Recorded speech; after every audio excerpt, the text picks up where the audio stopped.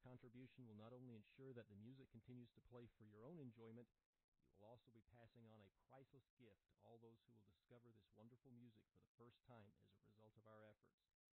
For more information, go to www.early1900s.org. That's early1900s.org.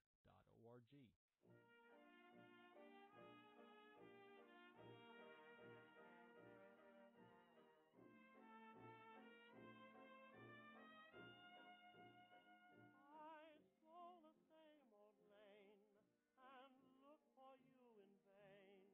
I sing love's old refrain in memory of you. The showers from the skies are tears from angels'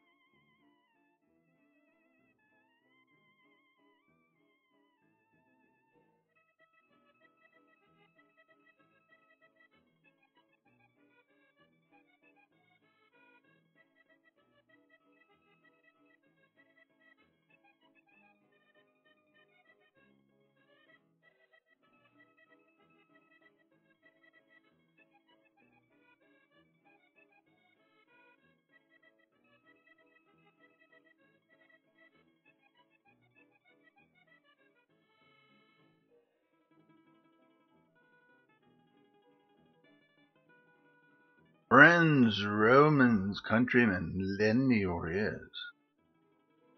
I have come to bury Caesar, not to praise Caesar. Again, so ends the thespian part of the show tonight. And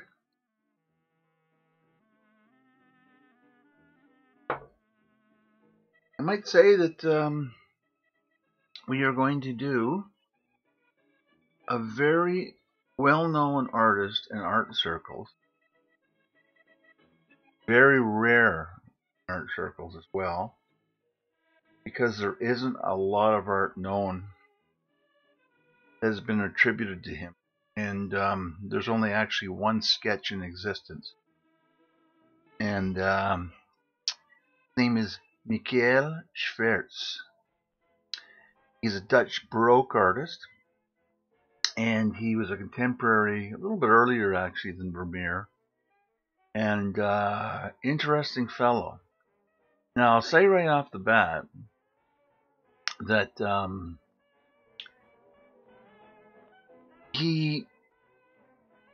there is no evidence anywhere that anybody has ever found regarding his training.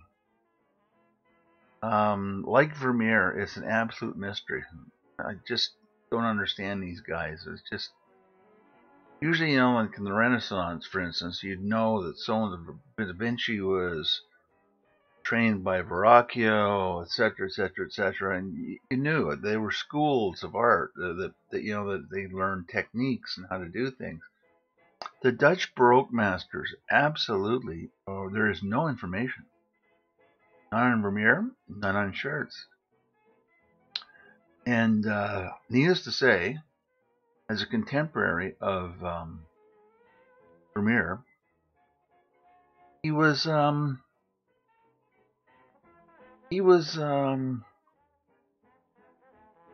the same group, basically, not in a group like the pre-Raphaelites or anything like that, but he was trained in the same type of school of art, which is the Baroque style, Vermeer style.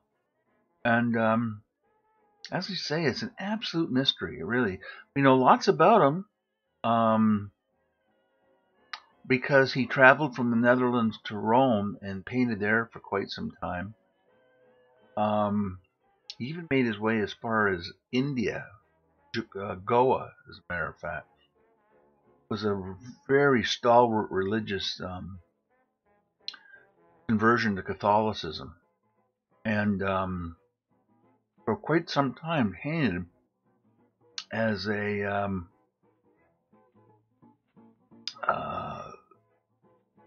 somebody who had the Pope's eye and ear, a relative. I can't remember exactly who it was, but a relative of the Pope or relation.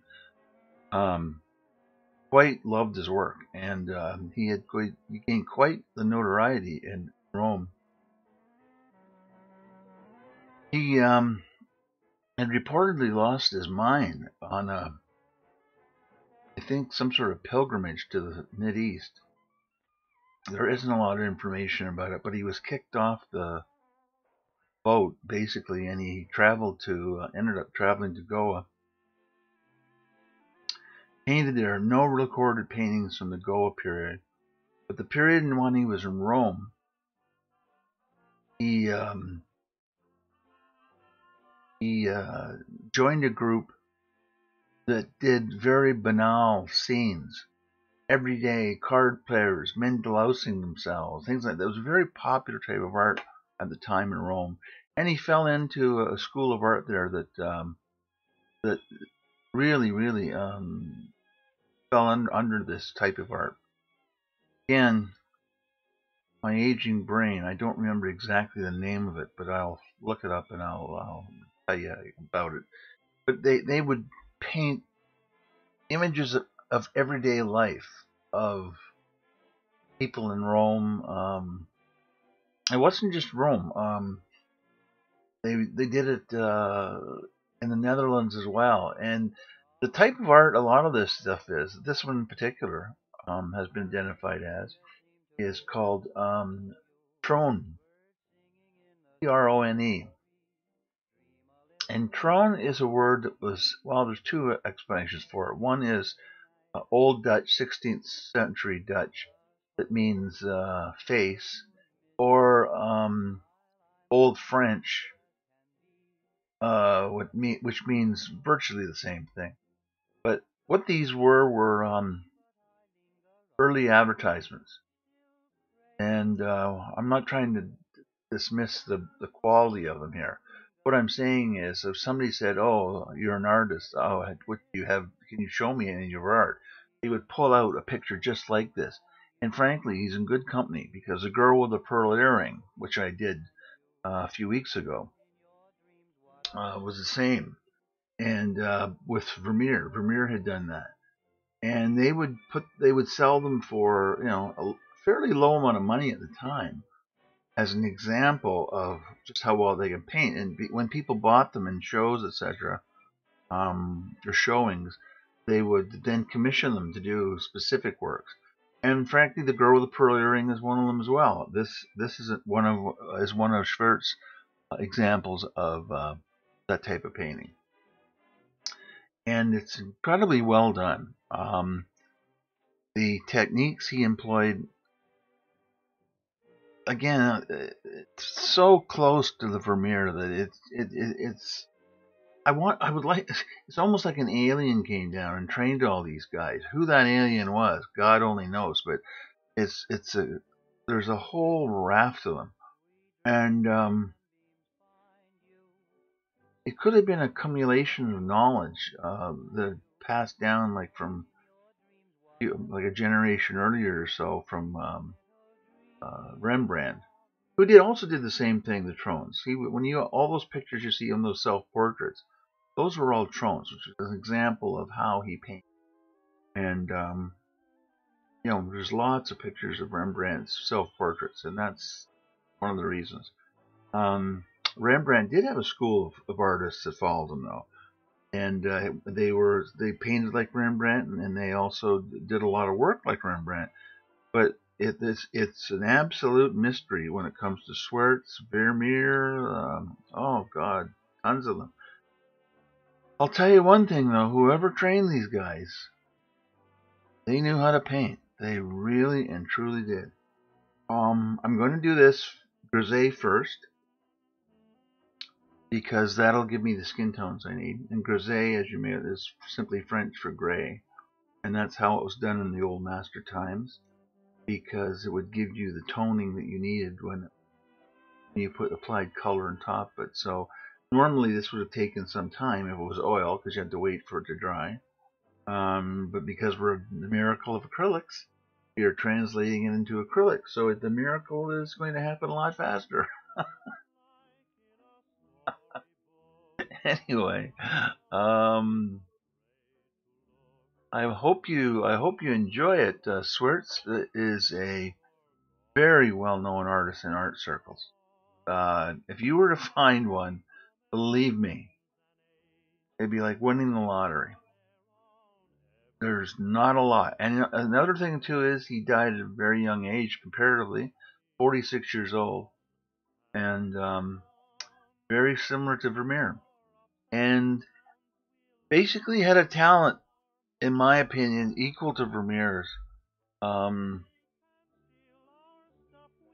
Whether that's basically his training or God only knows.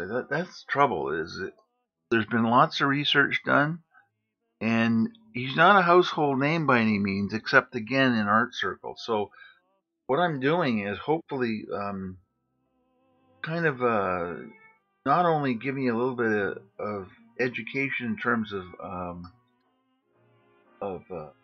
or knowledge in terms of the art of the time, but widening the horizon a little. Vermeer wasn't known until the 1900s. Schwartz, again, never signed hardly any of his work, very similar to Vermeer. Excuse me. And he was basically in the same boat. He was identified. I think he was identified a little bit earlier than Vermeer. Because you see, they were left. A lot of these paintings came down, and they went, "Who are these guys?" And a lot of them were attributed to students of Rembrandt and etc. And in fact, they weren't. Some really good historical um, perseverance in terms of records and who they were was done many years ago. And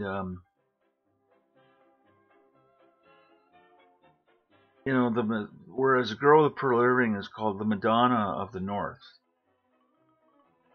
not the Mona Lisa of the North. I'm sorry. This is as good a painting. In many ways, it's even a little bit more. I'm not going to say better, but I'm going to say that a little bit more intricate a painting. But just again to show you the talent this happened in this time of the history is just it's incredible. That's what it is. And this is as I say, a fairly well-known piece in art circles. Maybe not as well-known in the general public, but it's going to be a blast to do. To be honest with you, really, really looking forward.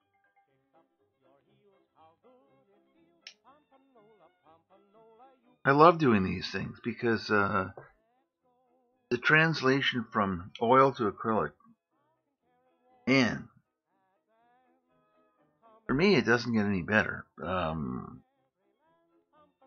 That's just me.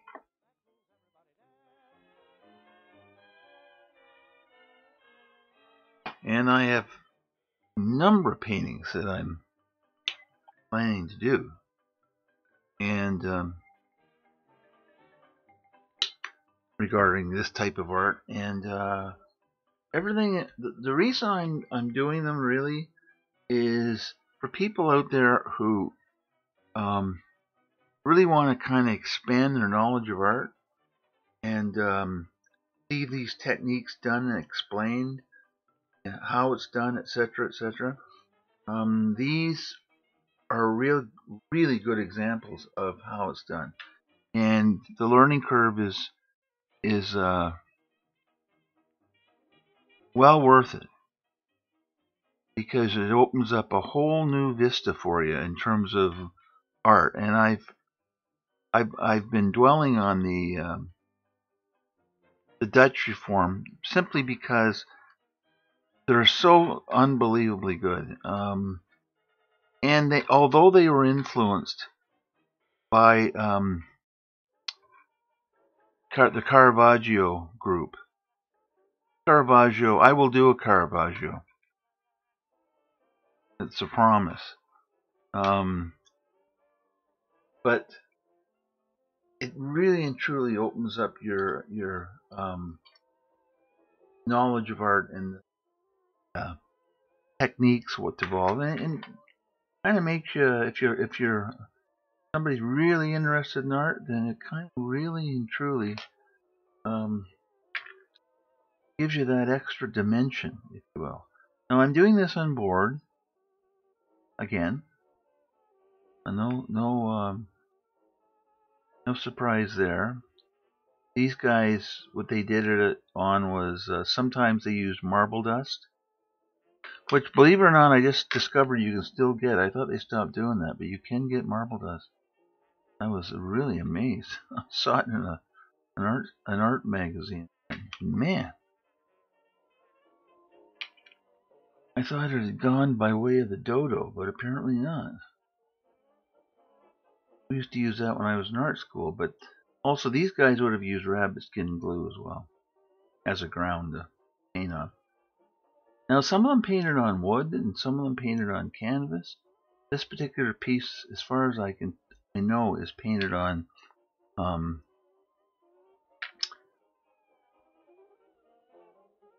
canvas. The Dutch Reform, not, I keep saying Reform, it's not Reform. The Dutch Baroque artists seem to like to paint on canvas, whether it's a Rembrandt or whoever it is. They preferred that. And, which is a little bit different than what was happening in a century or so earlier. Whereas, like they would, the Mona Lisa was painted on wood, and a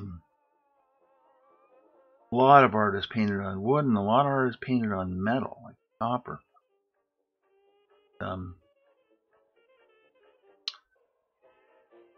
The Dutch guys, they seem to like canvas, and no problem with that. Personally, I prefer board, gesso board,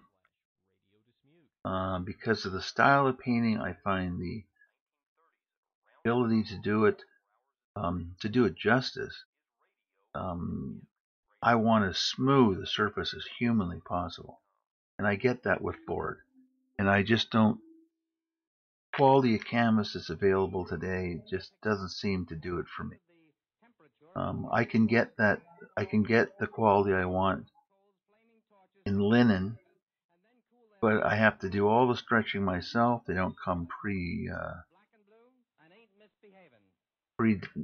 not ordered, but you can't just walk in and buy a linen canvas. You have to buy the linen, dress it yourself, and be honest with you, I did that for years and years and years, and frankly, if I don't have to do it, then I'm a happy camper. Now, I'm making this a little smaller than it actually is. It's not quite 16 by 20, smaller than that. And I'm making this 9 by 12. I just find that the 18 or 12 by 18 size is a little bit awkward unless it's a big painting. The last one I did of the Klimt, because it's such a large painting, I did it on that size, and it's just harder to show you. I got to keep moving it around, and I know if you're saying to yourself, "Lazy bastard." Yeah, that's part of it. I will admit it, but it's easier to do in front of the camera lens. Easier to show, I mean, not do. Actually, it's a bit harder to do. You're actually painting, because you have to do this same amount of technique and the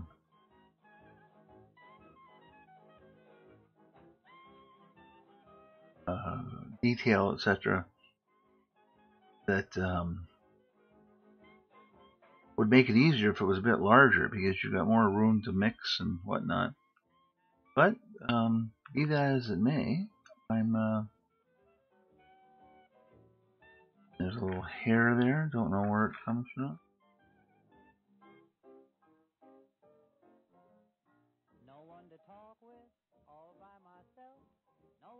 Ta-da.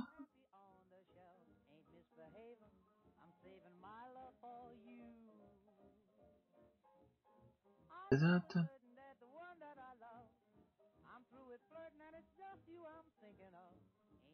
And I'll be painting just for a couple hours tonight. By way of explanation, I had two of my students over today, who are art students, and one is finishing up their year, and had some last minute projects, which, as normal, kids do. They left to the last minute, unbeknownst to me. And then it was full scale panic, because I normally do not teach to anybody on a Sunday, not for religious reasons, simply because it's, I just like to kick back and relax and do my own thing. And it was a little bit, like we covered the whole gambit today. When I say that, what I mean simply is that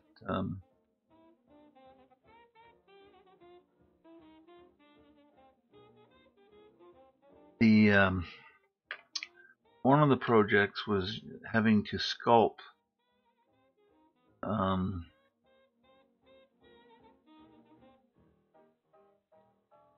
um, something out of Sculpey and bake it and paint it. So that was one of them. So while doing that, I had to show the other one how to paint broken glass, like a mirrored glass. It was busy, let me tell you. And what was going to be just a couple hours turned into 4 hours straight, nonstop to get it done. Got everything completed, but holy Moses. I told them, I'm not getting any younger. You know, like, Jesus. But they're off and they're all set, and most importantly, they're happy because they got all their projects done. And you know, when I say that, I don't really mean that it's a problem. It's simply that part of the thing of being an art teacher or instructor or anybody who teaches art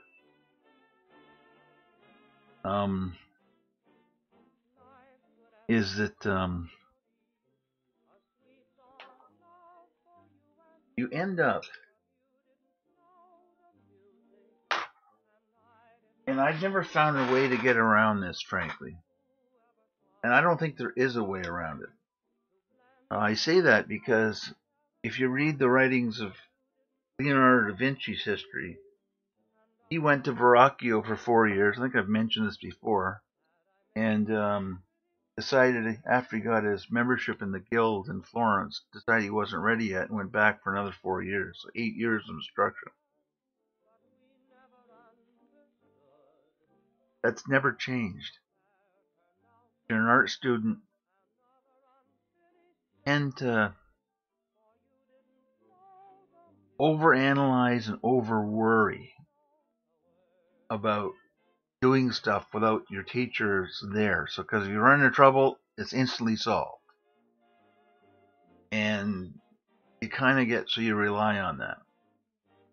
Even the same thing happened to me, really. So it's when I'm saying that, I don't mean in any way it's a negative thing. It's just the way it is. So you know, pretty soon you kind of get beholden to the teacher, and the teacher's continually trying to push you out of the nest, and the students at the same time trying to jump back into the nest. But that's just the way it is. And if anybody ever finds a cure, let me know.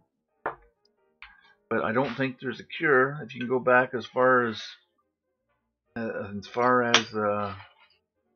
Leonardo, you know, the exact same Verrocchio had the exact same problem. So I'm assuming everybody's had the same problem, regardless number of years or I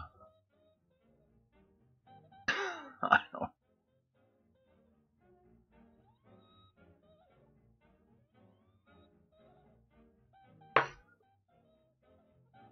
But be that as it may, we're just going to wait a few moments for this to dry, and then I'm going to mix up some flesh tone. I have over here as a base, and then I'll be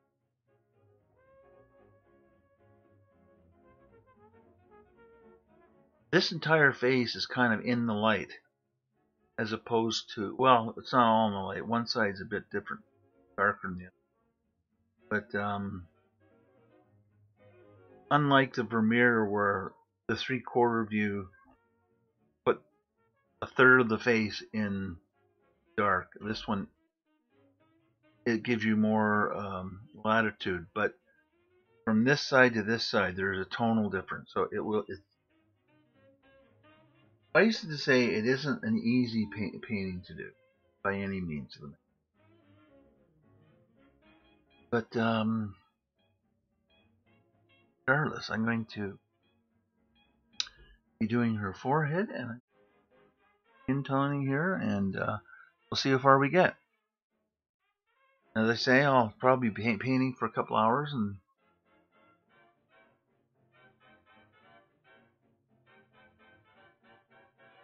those were nice little drier. That's the beauty of acrylic, I gotta tell you.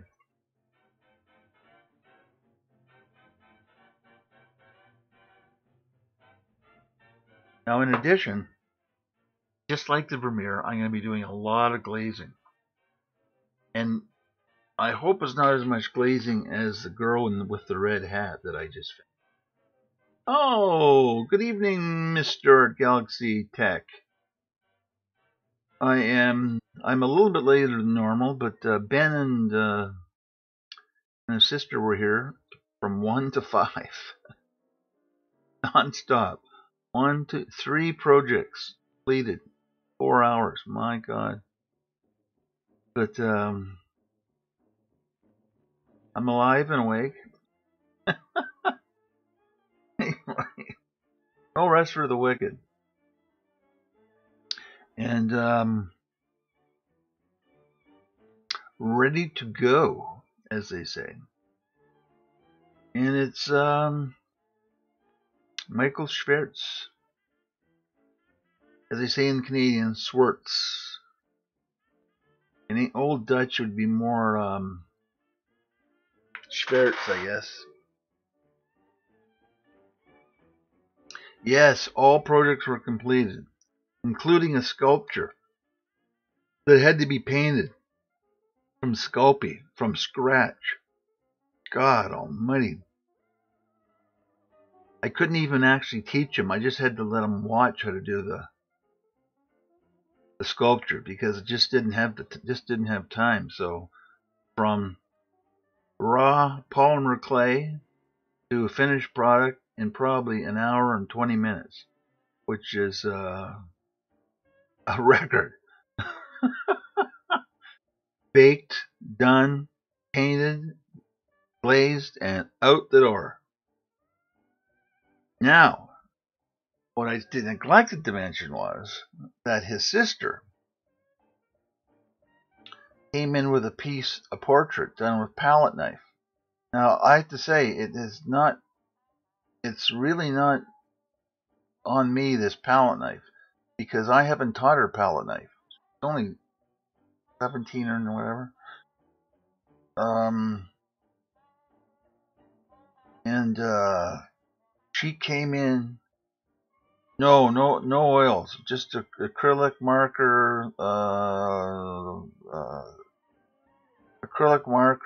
isometric drawing, an acrylic painting, and the sculpture.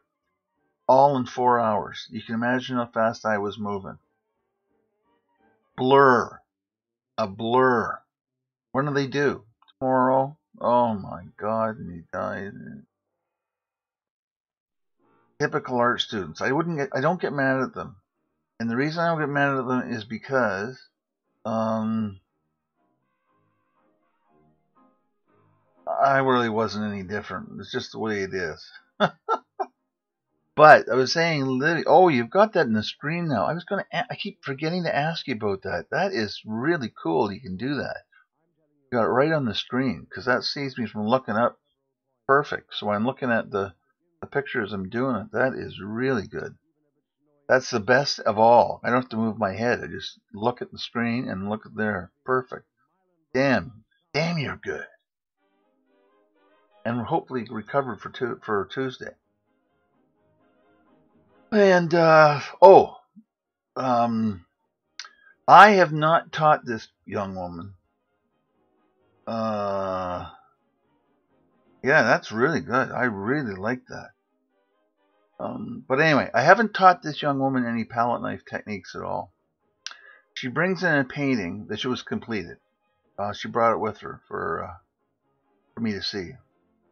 Yes, it's exactly. I keep forgetting to ask you how to do that, and oh man, it is way better because it's exactly where I'm looking all the time. Every time I look up, it's in my eye. I'm looking at it. So yes, it's the best of all possible worlds. So I continually look over to the reference, and I look at the reference. I look at, I see the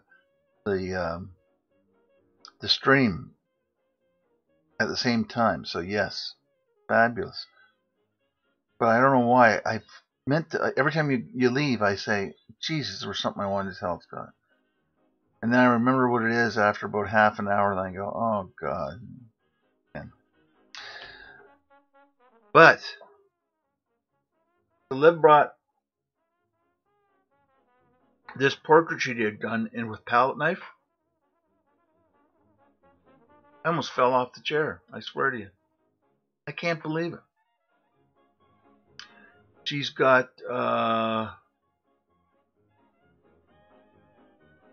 she is the most natural portrait ability I've ever seen in a kid.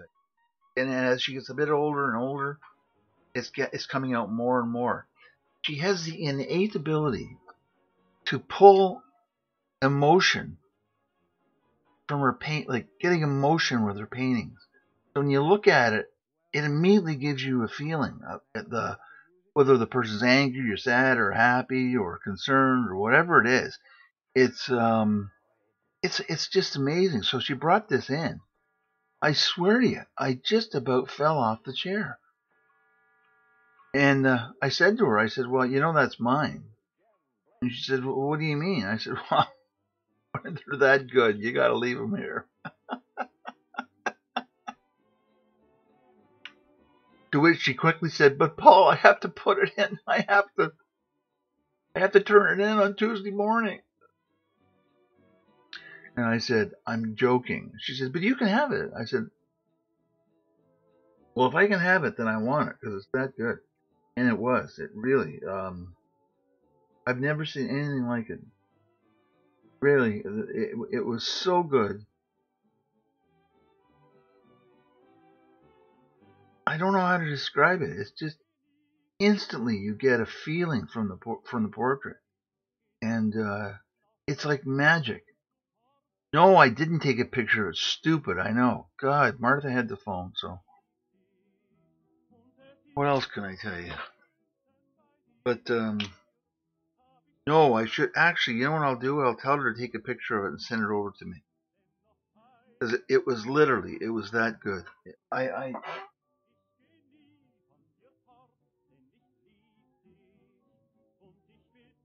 and very very little real detail. It I don't know. I just haven't seen. I rarely have seen a kid like her. And her heart's on her sleeve. You think it's? You really think it's good? You really think it's good? And I'm going there. Good? No, it's not good. It's unbelievable. And which makes her really happy. But she's got that young person's. You really think so, or you're just saying that? No, no, no, no, no, no, no. I'm not just saying it, kid. I mean it. And she doesn't realize just how good she is. I tried to explain it to her today, and no.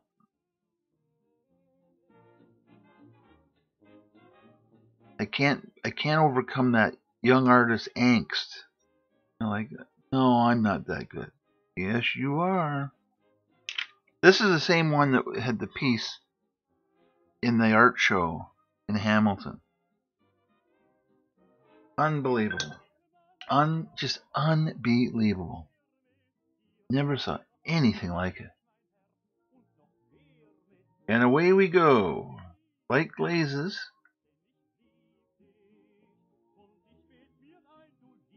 Light glazes. Begin.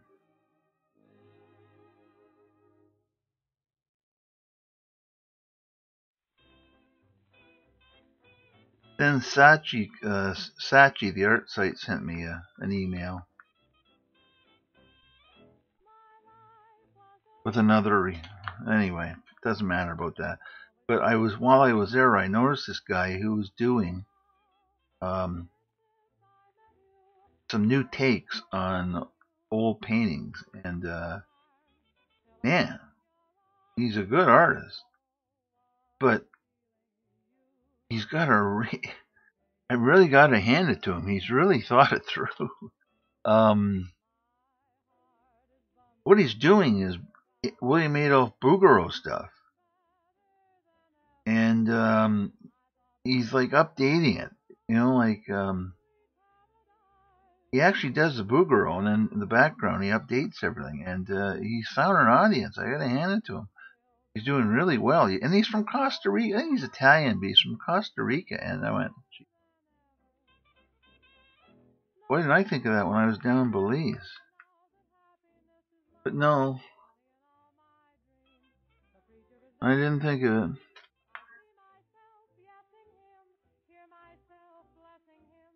I was in shock yesterday because Yahoo finally sold Flickr. The Flickr is going to cease to exist, I would guess, within another short period of time.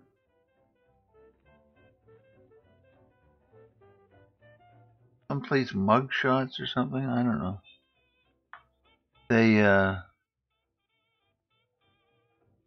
You can't hear the music? Really? No, I thought I'm listening to it, so hold on a second.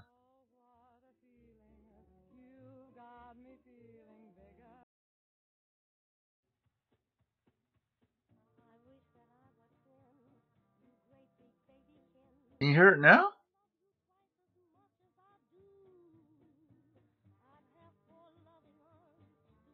Can you hear it now? There it is. Okay. I had it on for me, but I didn't have it on for the show. Here I'm sitting here listening to it, thinking everybody can hear it. Oh my god. It wouldn't be the same having an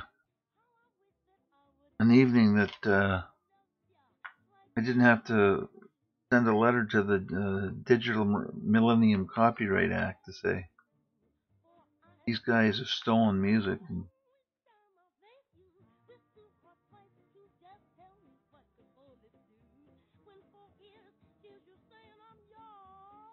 Anyway, I'll get Liv to send me a picture of that painting because it was incredible, just absolutely incredible. Never saw anything like it.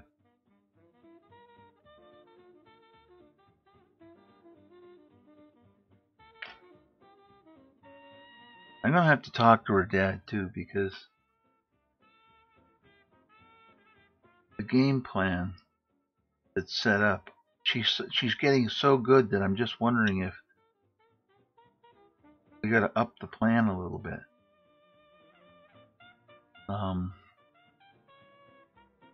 Which is Sheridan, but move her into a more complete fine art. I'm just wondering when I get her there, it'd be a little bit too advanced for her. Possible. And that's not good because she'll go, well, I don't want her to be the same thing that happened to me. Like I know how to do all this stuff already. And there's no such thing as too much instruction, but you don't want to be taught it twice, especially when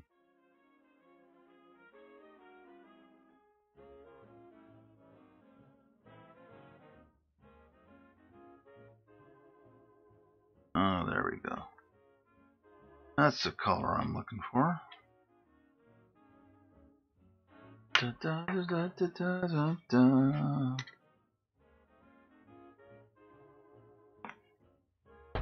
Oh man, I'm gonna have to open the window. It's hot in here tonight. Da, da.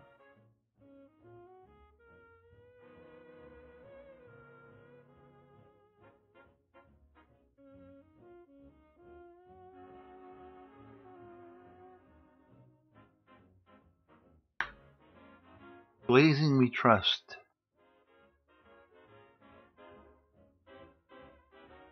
Be my middle name. Blaze we trust. Put her on the money.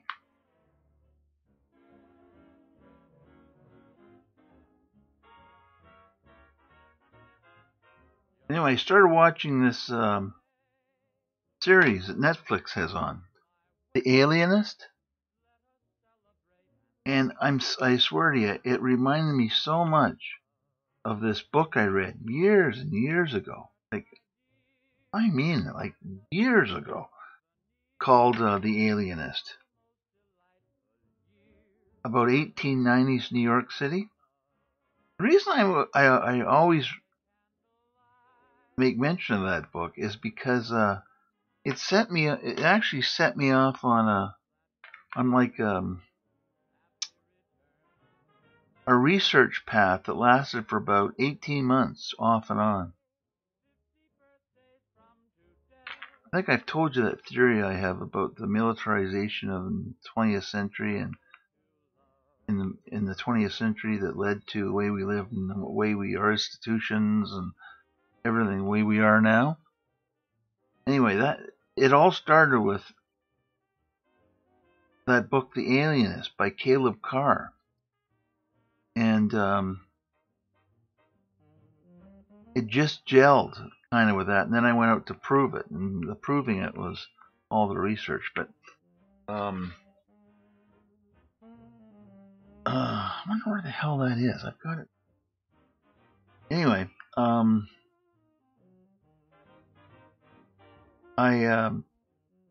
watching this. I'm going, God, man, is this ever familiar? Then I realized, God, it's very so much like the book.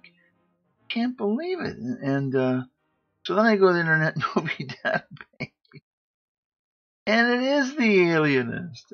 No wonder it was so familiar. Here it is, all these years later. Like, Caleb Carr is a well-known historian in the U.S. And yeah, it's him. Somebody must have remembered the book and brought him in, and it's based on his story. And the reason that I was so taken with it was that it wasn't until that book came along that I realized just how much society changed between like the 1880s, 1890s, and the First World War. And that led to the entire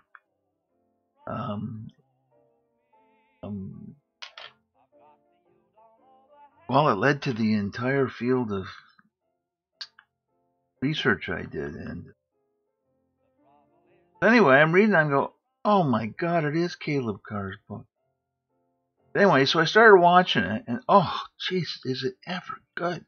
They did it to the nines. They really did. I mean, it's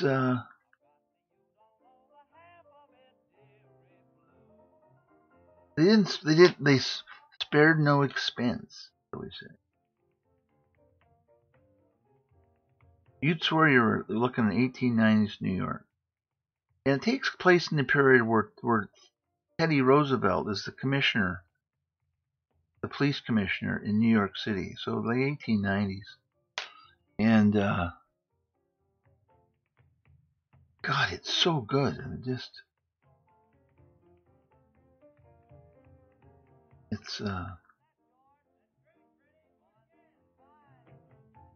it's kind of just absolutely grabbed me. You know when a series grabs you? Well, it grabbed me.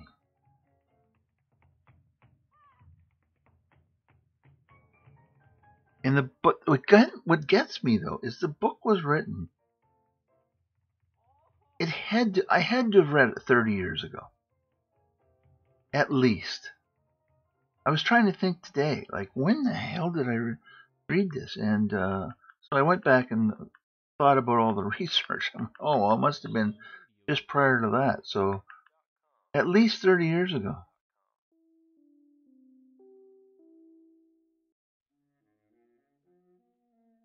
Because I remember corresponding with a guy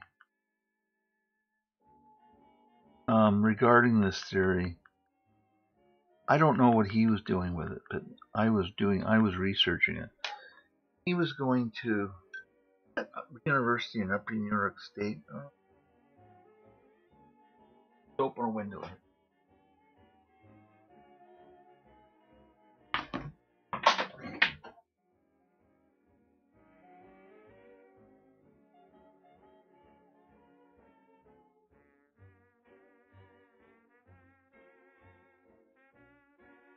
Anyway, it was Cornell. That's the university. And it reminded me so. I was doing the research, and maybe it was 25 years because we corresponded on email. So it must have been around 95 or something, 96. Anyway, and he was a graduate student. He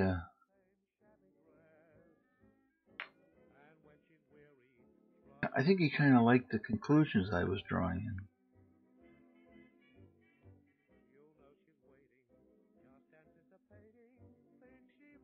Because in those days, the theory wasn't really gelled yet. I see a lot of people sort of in the last few years have started to see the veracity of it, but in those days, not at all. So we corresponded for quite some time. I never met him actually. Corresponded, but and he did a lot of research too, and my research just wasn't New York City though. I was using mine became much bigger than New York City. And if I remember correctly,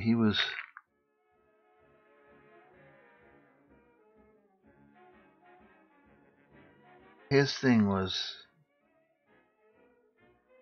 the New York, like major metropolitan areas, and if they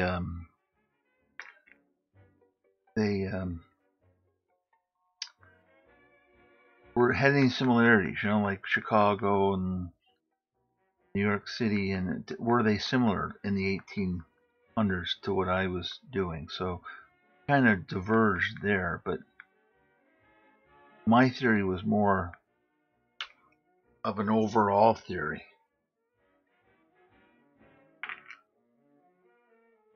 As opposed to just New York City. But Caleb Carr kicked that open, I'll tell you. He sure did. He kicked the door with a boat with a kapow. Led me on for a long time.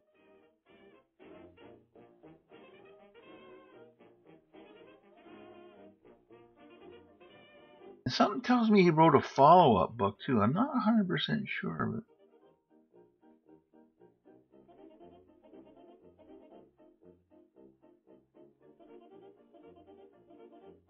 see, I'm getting a little ahead of myself on here. Paint's not setting yet, so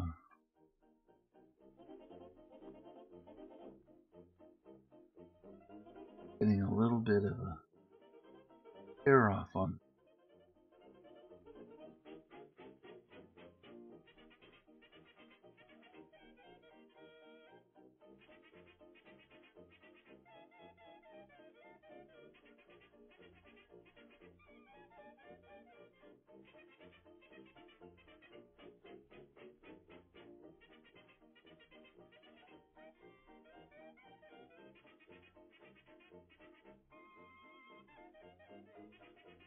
Dun, dun, dun, dun, dun, dun, dun.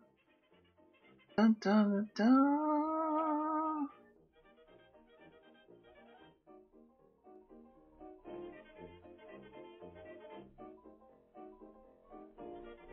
Dun, dun,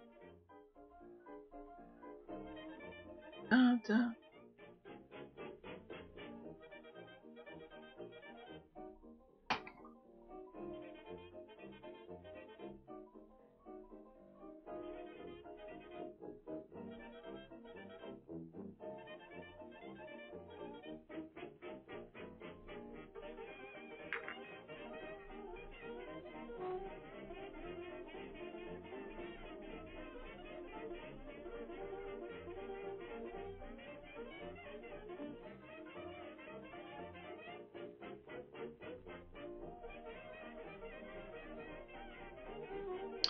Nope, it's turn it right off. So.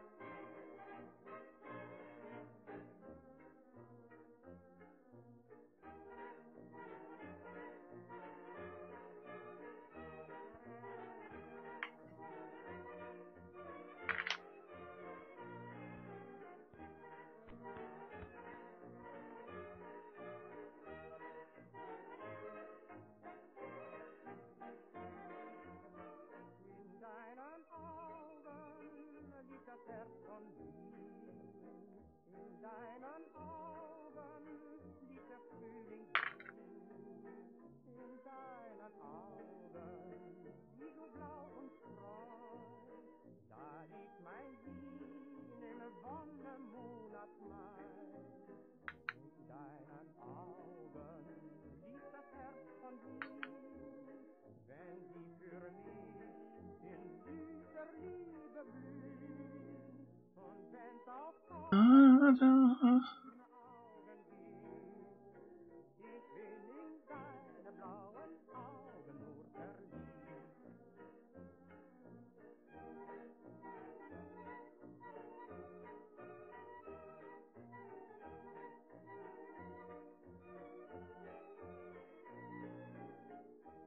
Dun, dun, dun.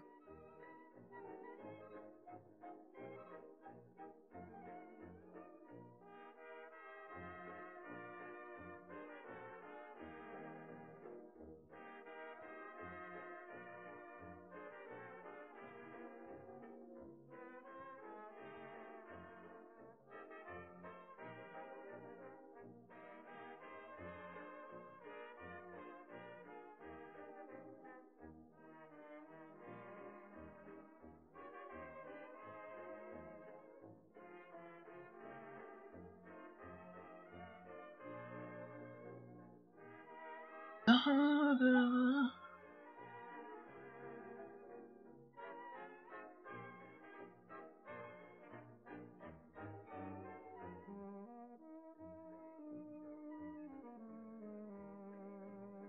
I mean, that's way far.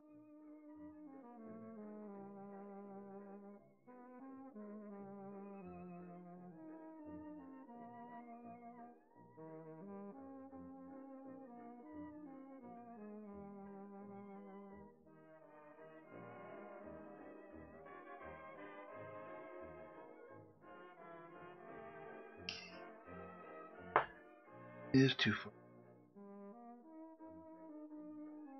Well, it had to be. Dun, dun, dun, dun, dun, dun, dun.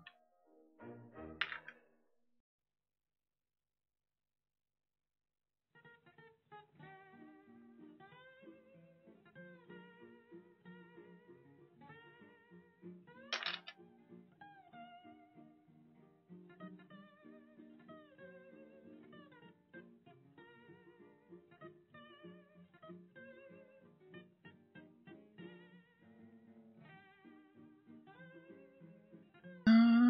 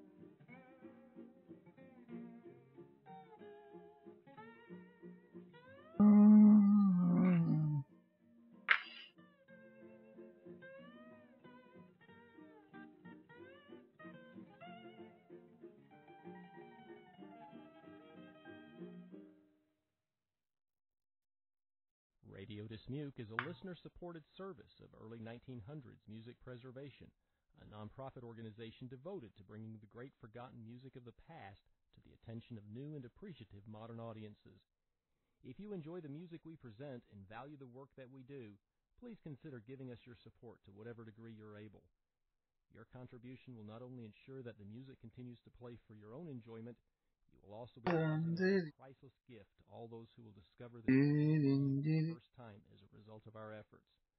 For more information, visit www.early1900s.org. That's early1900s.org. Now there'll be no lone moaning or jigging, but there'll be guns, treading fine. But there'll be no picking cotton, after Alabama barbecue. Oh yes, there's gonna be high preaching and no break, but there's gonna be a lot of Down like this. down in all the way. Threw me there. But there'll be harmonizing at Alabama barbecue. Now, Eddie, you gotta keep that guitar strumming. Yeah, you're gonna keep things coming here this afternoon. There's a great Mystified as to why. I'm a little mystified. My sketch is a little off on this side. I don't know why. Usually, money on that stuff.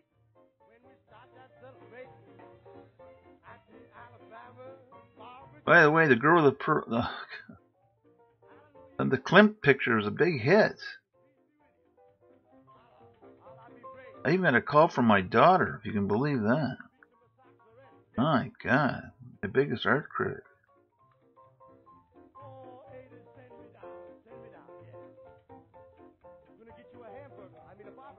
Hey, Dad, you gotta do this. No, Dad, do this, do that, do this. Oh, God.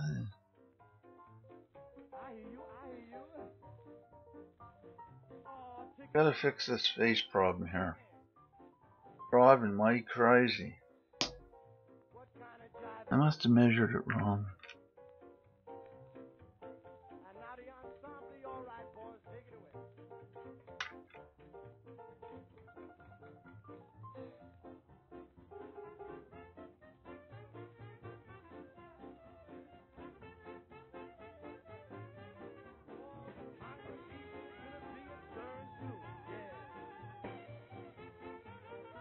No excuses this time either, because wasn't in any rush.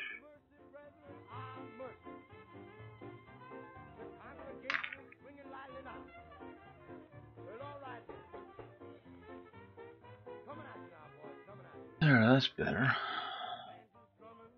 Keep things coming. There's a great day coming for you, and there'll be no time for complaining, but there'll be sunshine. Yeah, it was a big hit. I was amazed.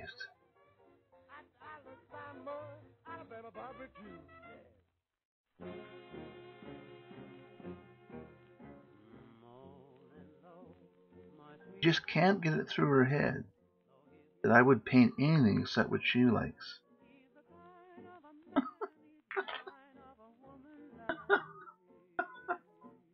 Oh, God.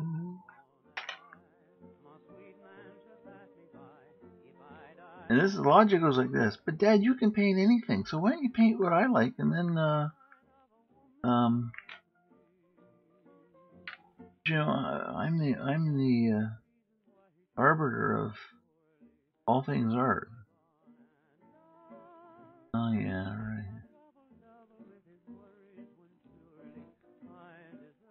Unbelievable.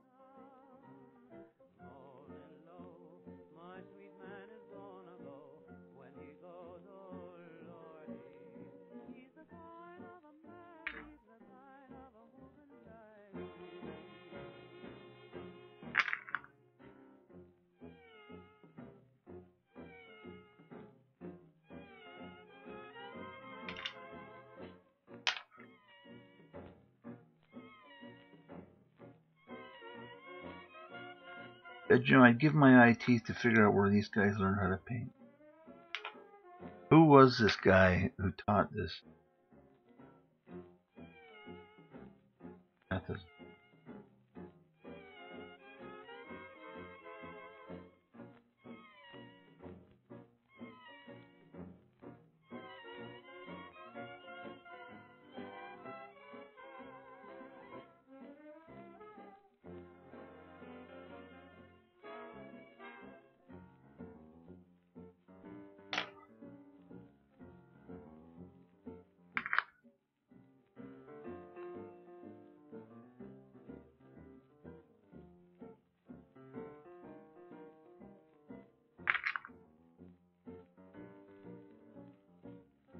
I was a little surprised too, you know. I was doing the research on it, and usually what I do is I go to the Encyclopedia Britannica, you know, and start there. And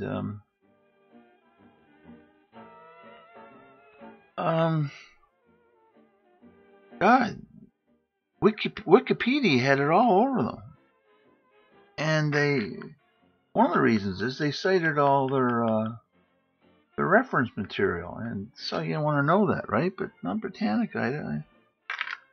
I was a little surprised, I'll be honest with you.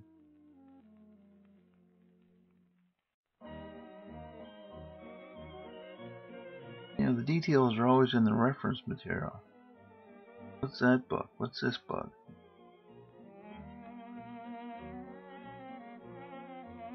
Oh, strange.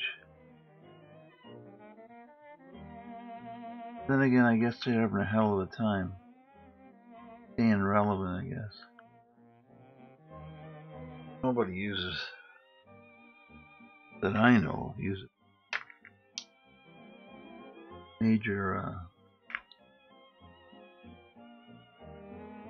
the older encyclopedias anymore. At least I don't know anybody.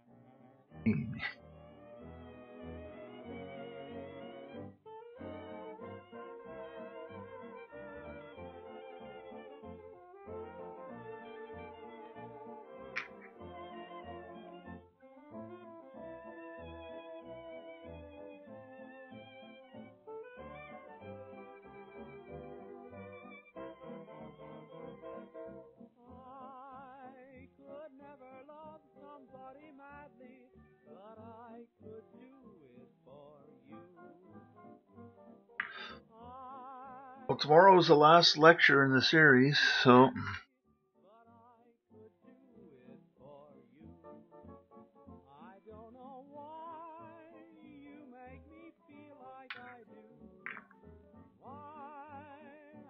wondering what don't look what the topic is. I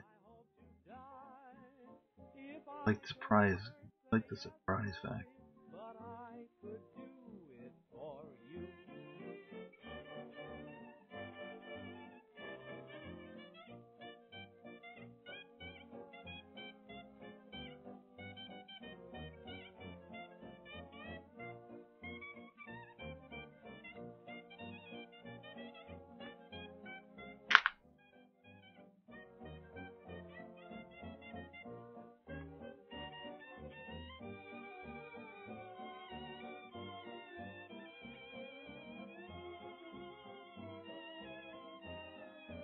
I had a couple of pleasant surprises over the weekend too.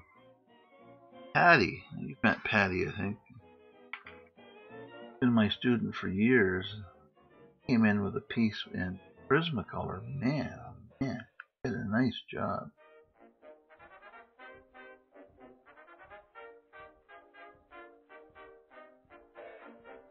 And nice to see. Like, when he's moving forward.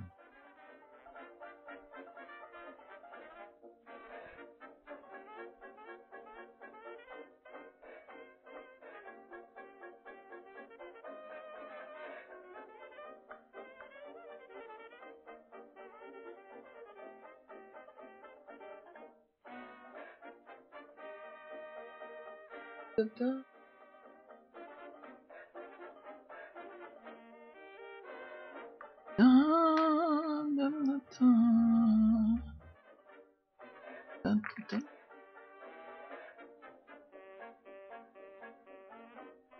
Here we go.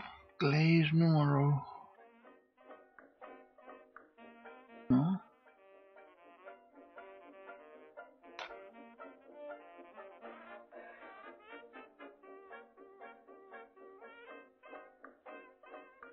You hear the music now, Scott?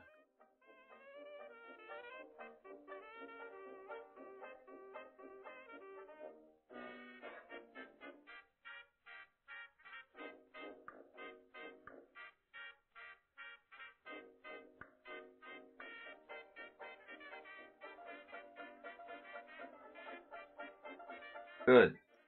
No, I had it on. I had it on for me, but I didn't have it on for channel.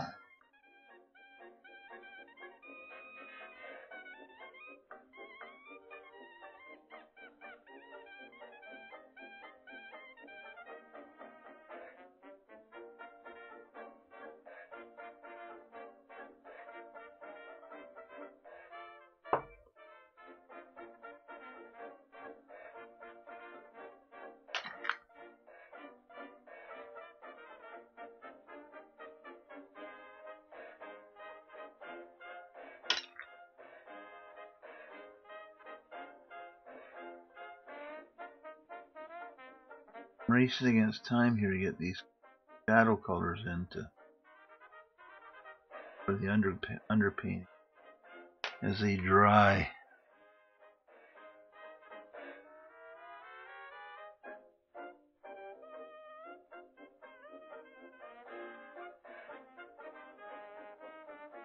God, they dry fast. What? Good thing. And that's a good thing.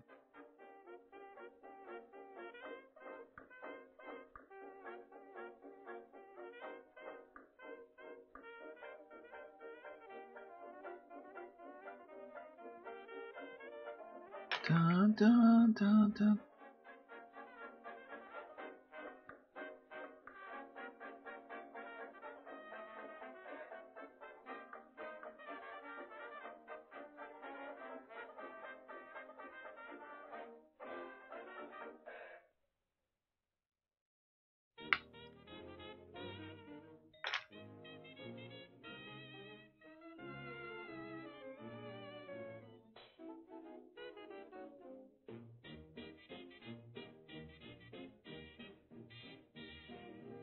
Dun, dun, dun, dun, dun, dun.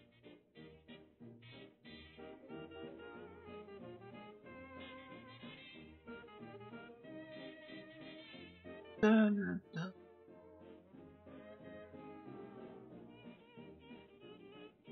Da,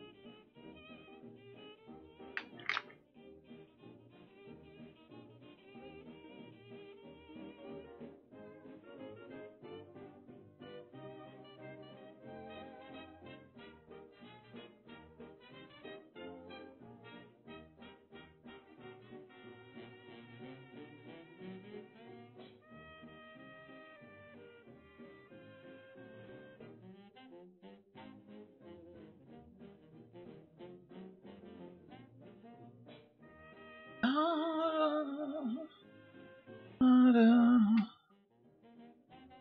da, da, da.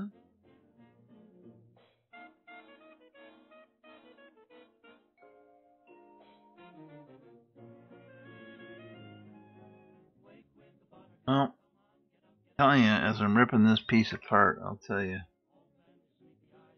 boy, oh boy, did this guy know what he was doing.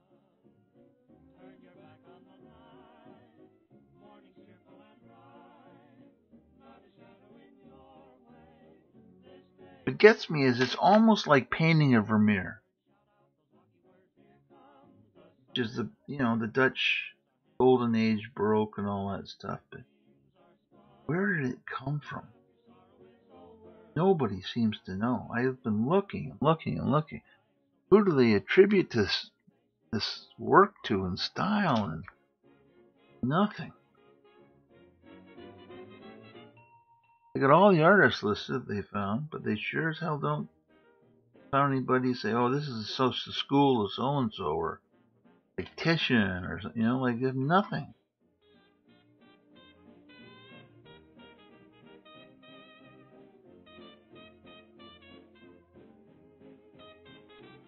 Nothing.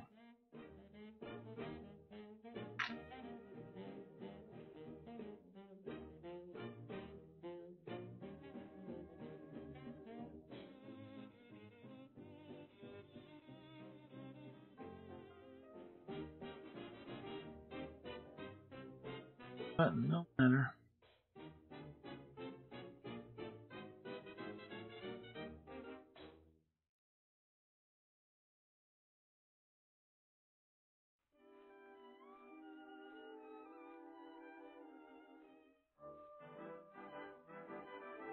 Mm-hmm.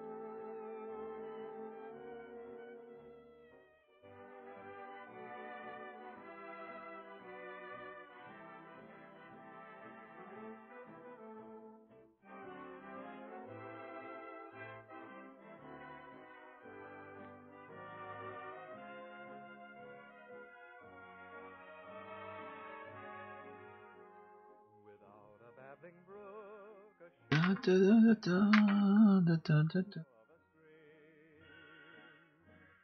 Without the moon above, would there be love? Without the birds and Da, da. breeze, hum of soft guitars, without the twinkling stars, would there be love? Without a spring to bring the flowers, without a song to sing the hours away, oh, tell me what would be love's inspiration? Yes, without them all, Da, there da, would da. be love so thrilling and divine. As long as there's a you, as long as you are mine.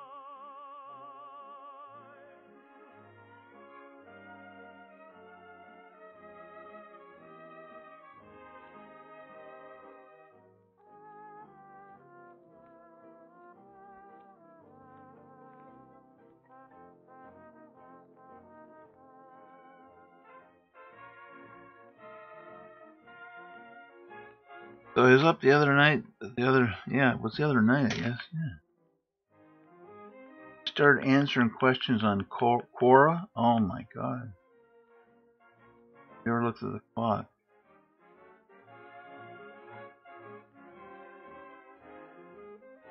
Jeez, there's a lot of people. No clue. Like some of the questions are just so dumb. Like it's scary.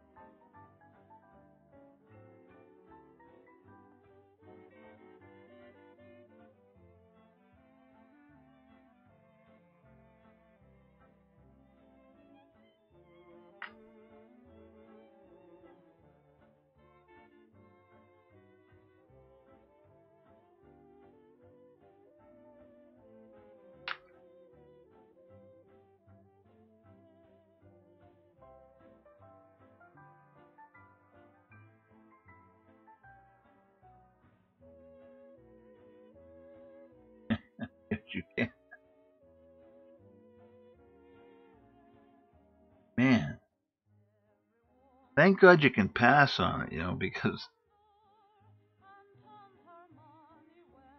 I say to myself, why the hell are you bothering me?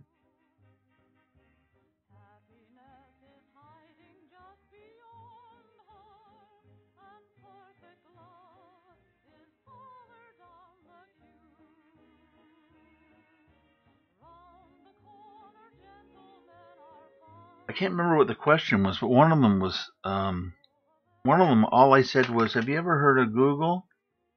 Jesus. I'm like, why are you going through Quora to ask this? Just Google it. Like,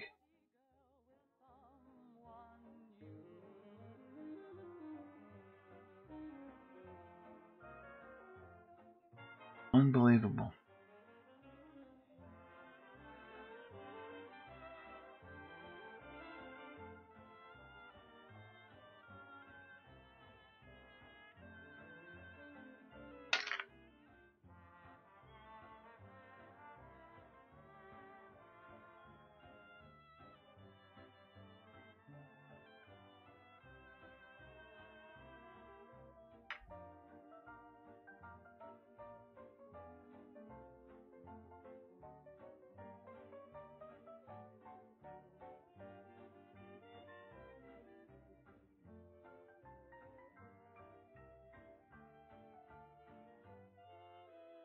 And then I got a nice, I must say, a very nice letter from Quora asking me to refrain from answering a question with no. Now on Facebook. Find us at facebook.com/radio. Please explain. No. Oh, God. In a moment of weakness. No. Is this possible? No.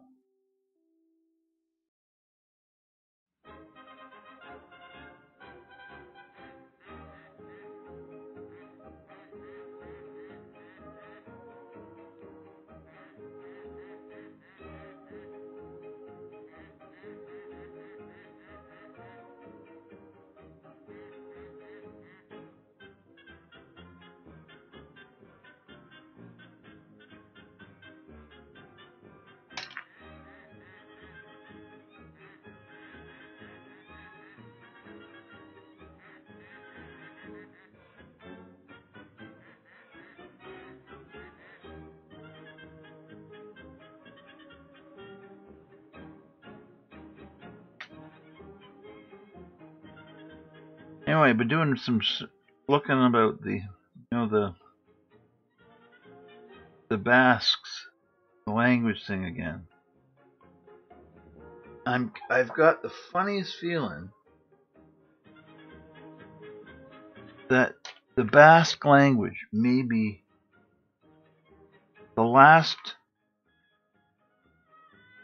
refuge of the language that was spoken by the Beaker people, the pre-Celt in Europe. I'm starting to think more and more that that's maybe the answer to that language. Where does it come from? I'm leaning more and more towards it. Not with scientific evidence, but just with empirical evidence. It would explain a lot of things. A rootless language.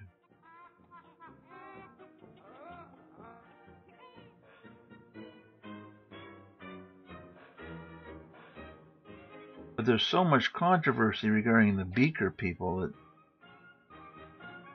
God, it's all over the map. Like, all it's going to mean is lots and lots of reading as I see if I can solve some of this crap to my own edification.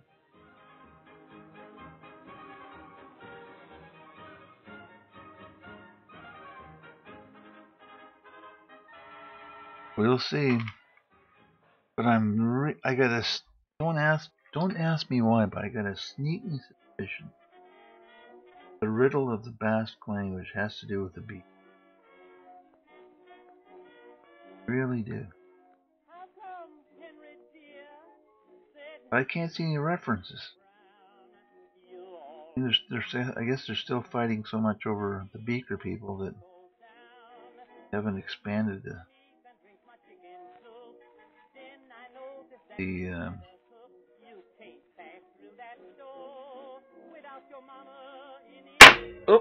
the research to the next.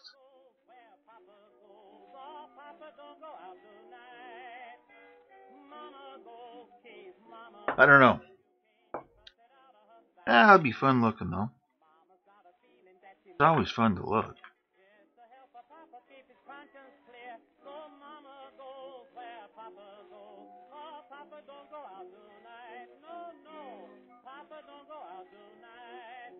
Here's your bedroom slippers and your favorite pipe. Here's your yellow bathrobe with a purple stripe. Here's your armchair and the paper that you read. And here's a loving mama who's got everything you need. There's your strutting slippers and your evening clothes. There's your spats and gloves. You know who paid for those. You can go and step, but listen, Papa dear.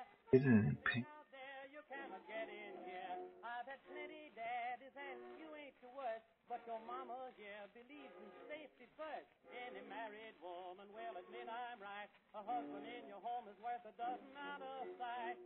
Teacher used to tell me when I went to school, any gal who trusts a man's a doggone fool. So mama goes where Papa goes. Oh, Papa don't go out tonight. Papa don't go out tonight. Da, da, da, da, da. Says which daddy mine, continued Mrs. Brown. You got a date at 9 with a business friend downtown. Course I don't know, but Henry I suspect that your friend is of the female sex. So mama goes along to see you keep your willpower strong. Says mama goes where Papa goes. Oh, Papa don't go out tonight. Mama goes, case mama knows you can't be trusted out of sight. I don't mean to say you've been behaving bad. You ain't yet been gotten, but you can be had. So mama goes where Papa goes. Oh, Papa don't go out tonight. Papa don't go out tonight.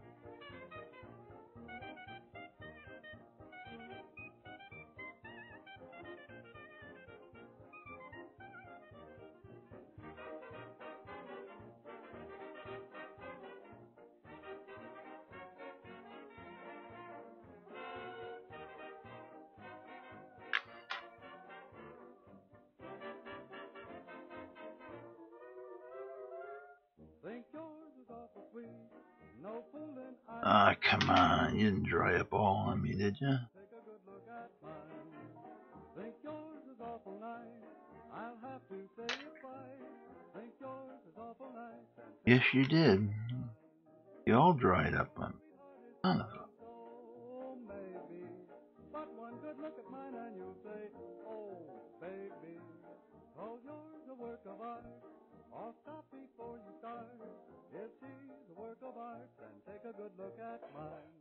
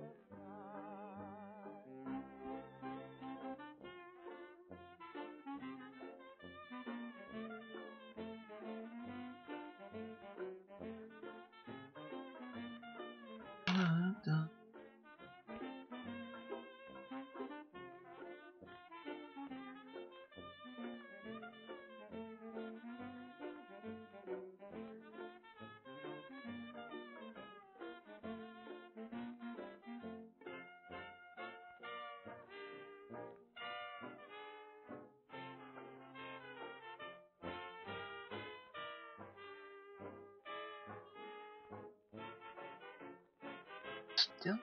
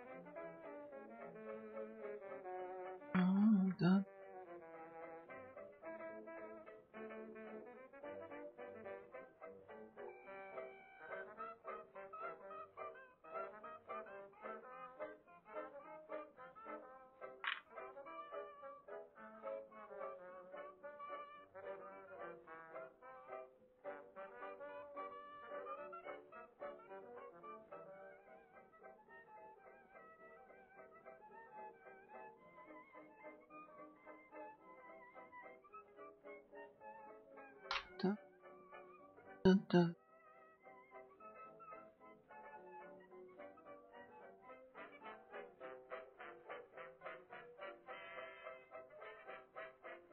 Put a couple of these contrast colors in.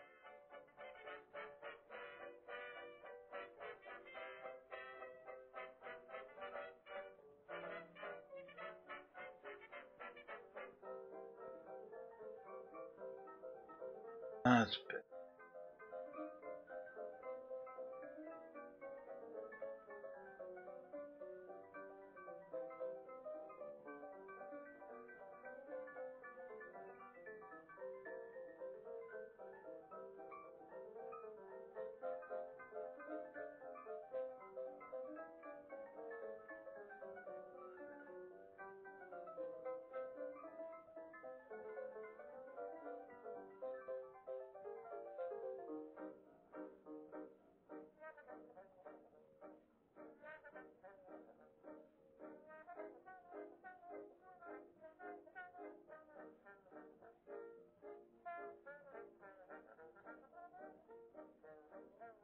Dun, dun.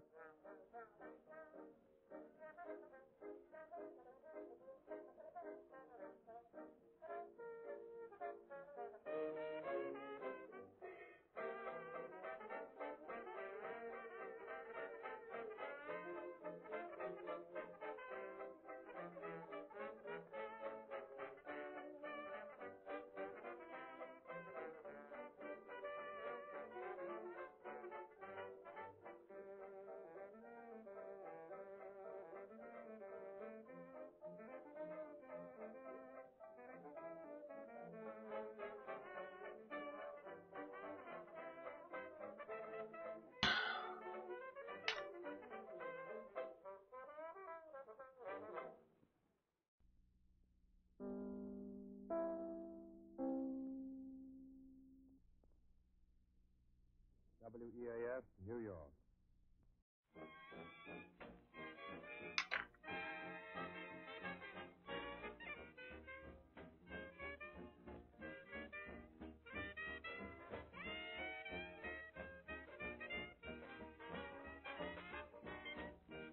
Dun, dun.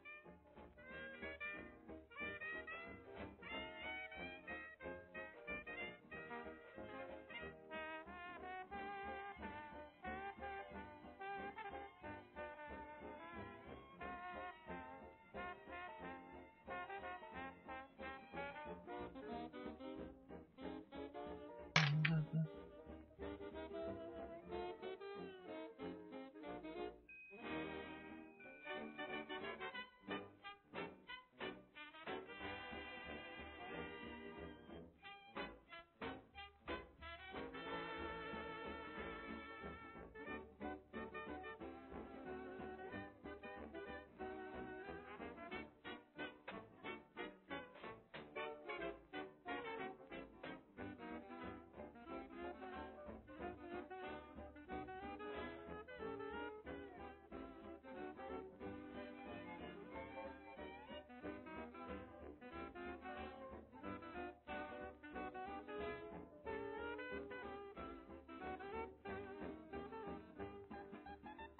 Dun, dun, dun, dun.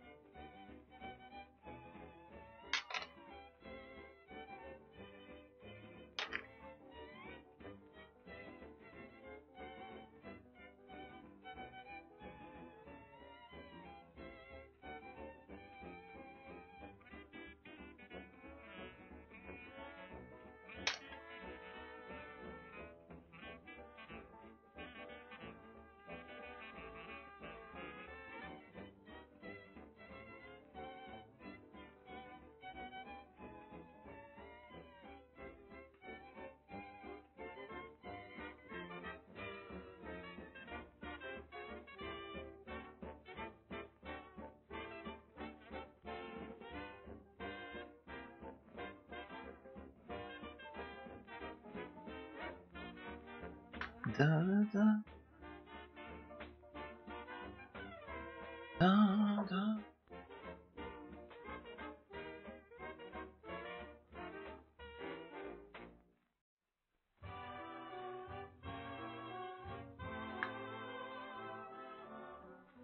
Embrace me, my sweet embraceable you. Embrace me, you irreplaceable you. Just one look at you, my heart grew tipsy in me. You and you alone bring out the gypsy in me. I love all the many charms about you. Above all, I want my arms About you. Don't be a naughty baby. Come to Papa, do. My sweet embraceable you. Oh, you.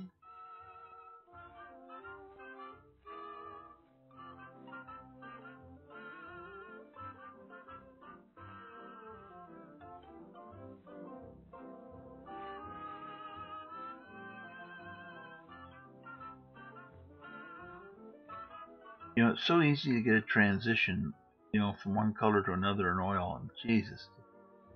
Same thing in acrylic, it's just absolute. But you can apply more color easy.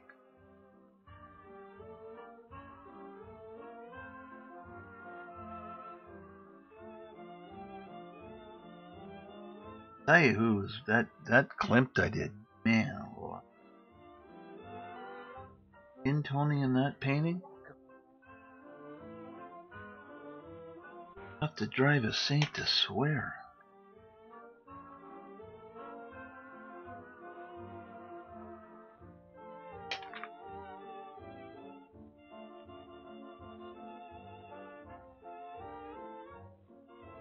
Use such incredible transition colors, layer upon layer of them. But he got that almost unbelievable trace of blue that you get in really white skin. Oh man.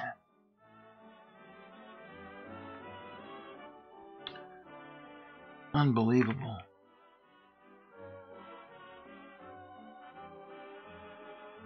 I gotta admit, it was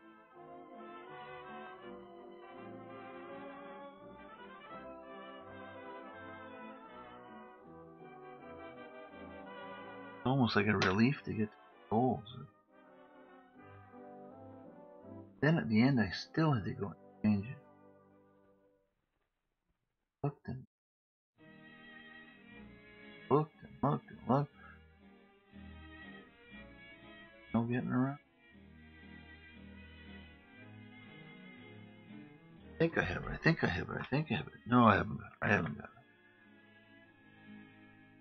Close your eyes, rest your head on my shoulder and sleep.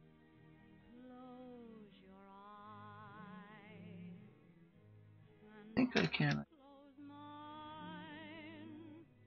Close your eyes. Let's pretend that we're both counting sheep. Close your eyes. Oh, this is divine. Under a midnight sky, watching a single star, thrilled by the beauty up above.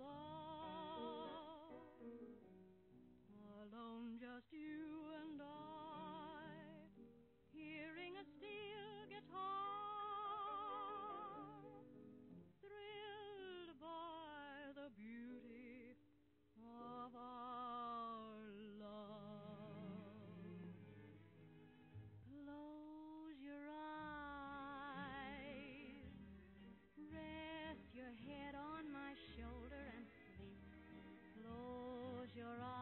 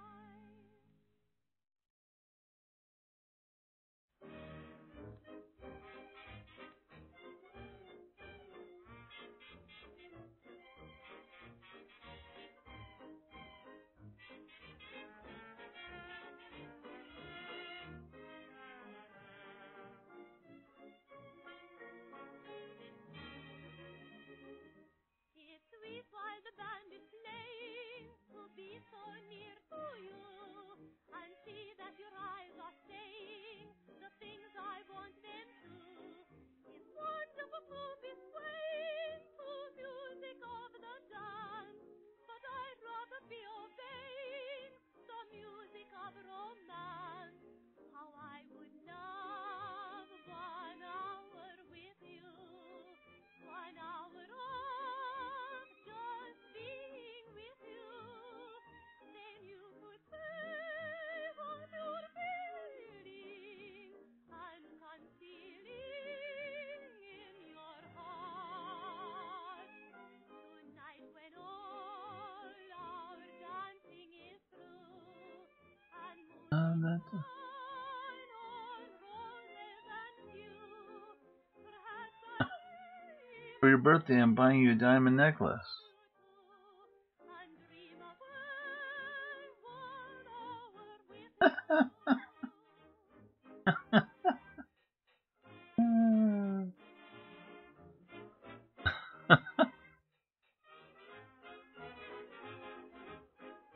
God.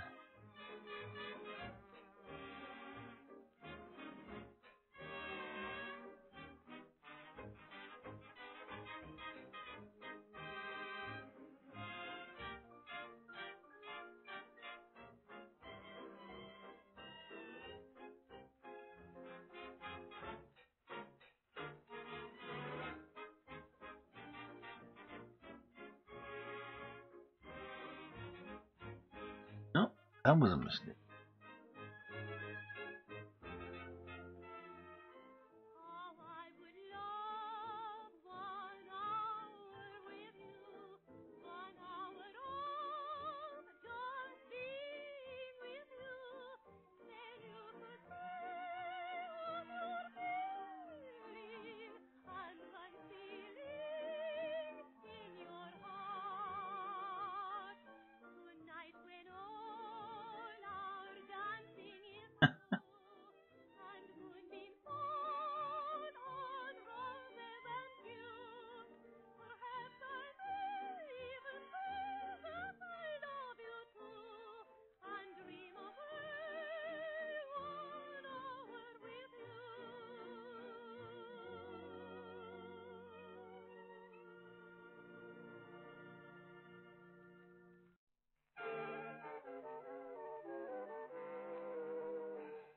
Every star above knows the one I love, sweet Do you? just Do you? and the moon up high knows the reason Uh-huh. it's you. You.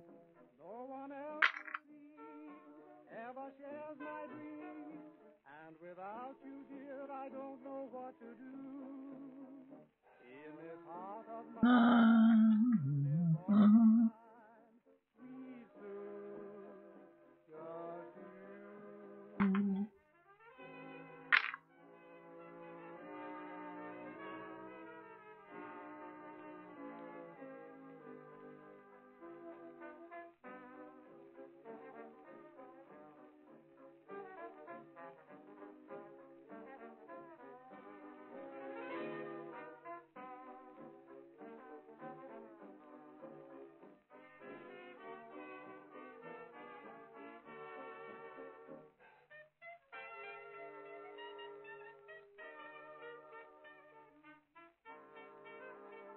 Dun dun dun dun dun.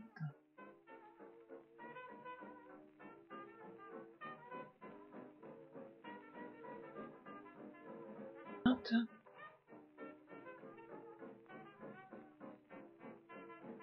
Dun, dun,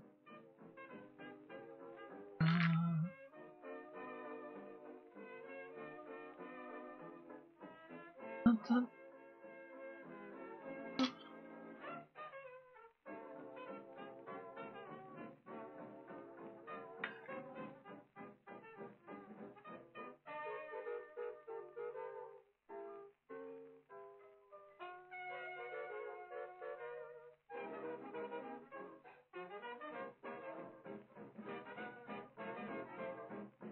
Sweet.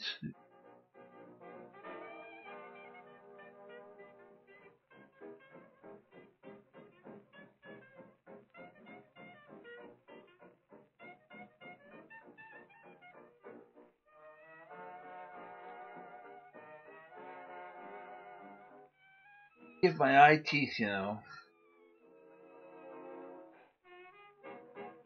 Find out where these guys went to.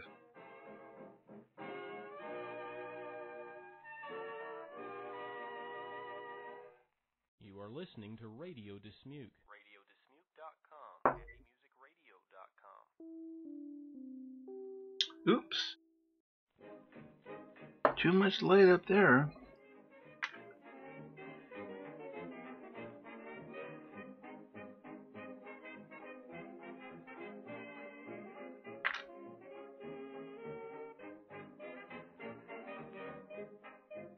The hot light was throwing more light on the picture than was actually there. Figured that one out.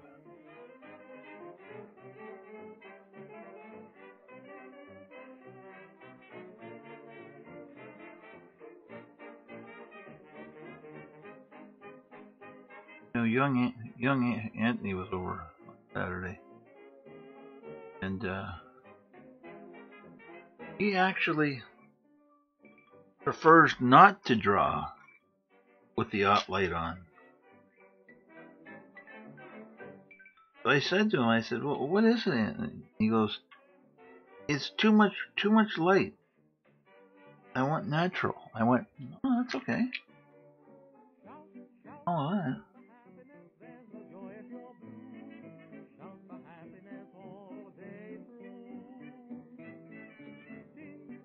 Too much glare, Rose.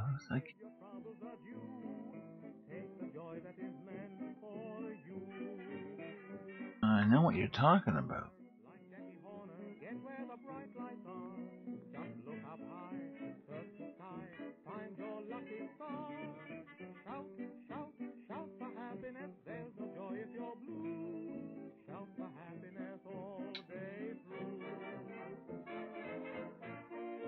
That blimp move here, see, with the extra white skin, throwing that bit of blue into it.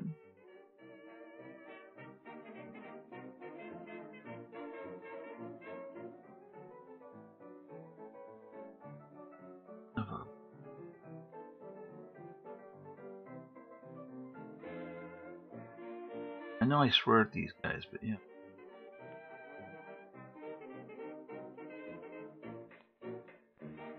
I just want to know where the hell they learned how to do.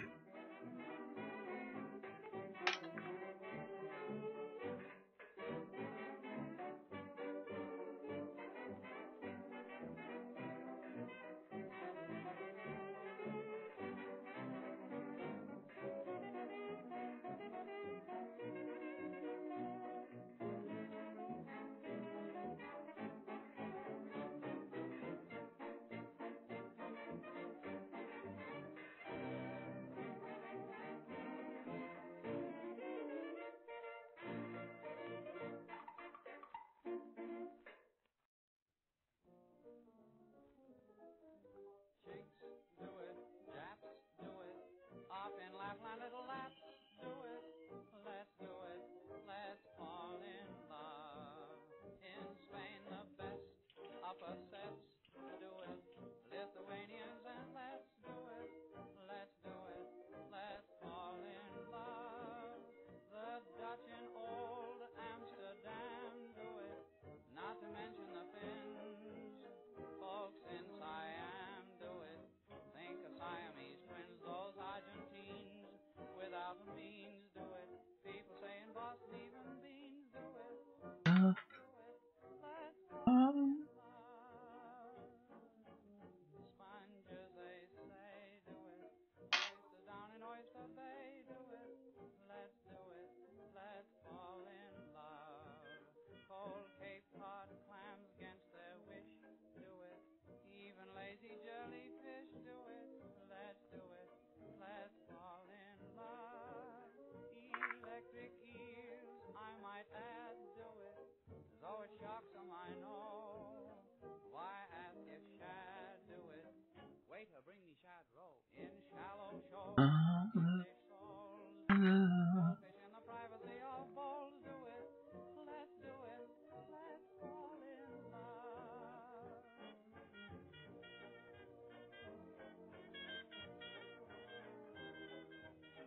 Oh, Scott, my credentials came. My actual credentials.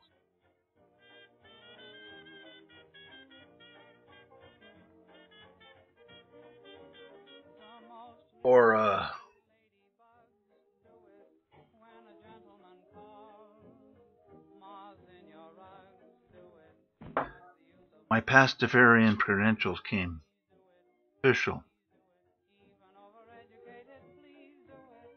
Let's do it. Well, I had it already, actually, but I bought also the identification for my wallet. Little lark, Card, yeah. little lark, do Identified. let's do it. Let's fall in love. Old geese and ducks with their quacks, do it. Even those with canvas backs, do it. Let's do it. Let's And I wasn't aware that I could also do baptisms. an old sea date, barnyard fowl, do it. When a chanticleer cries, oh, hi-hat owls, do it. And they're supposed to be wise, the longest worms on the walks, do it. Even little cuckoos in the clocks, do it. Do it. Fall in love.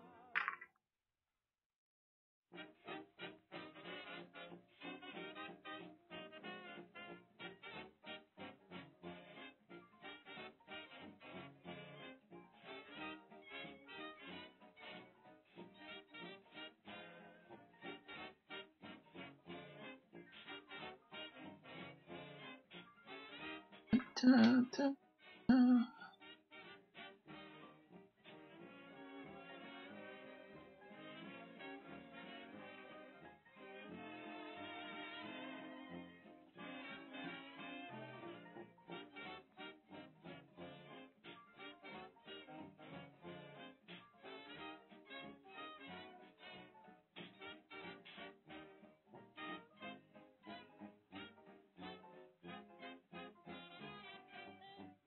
Da, da.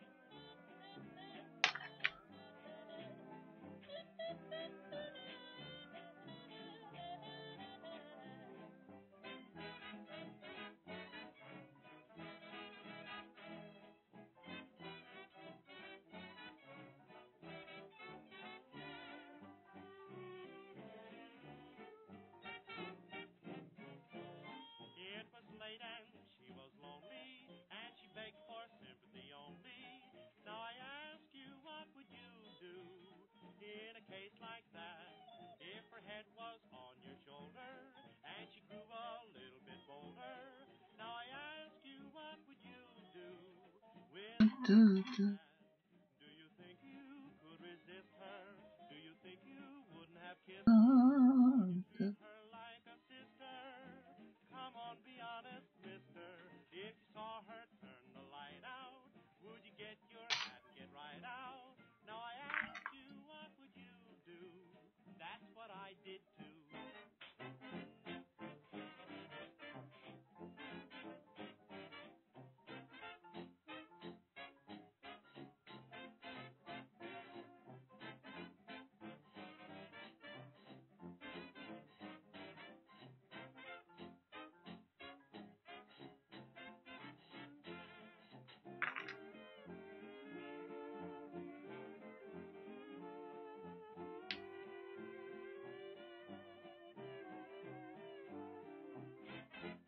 Da, da,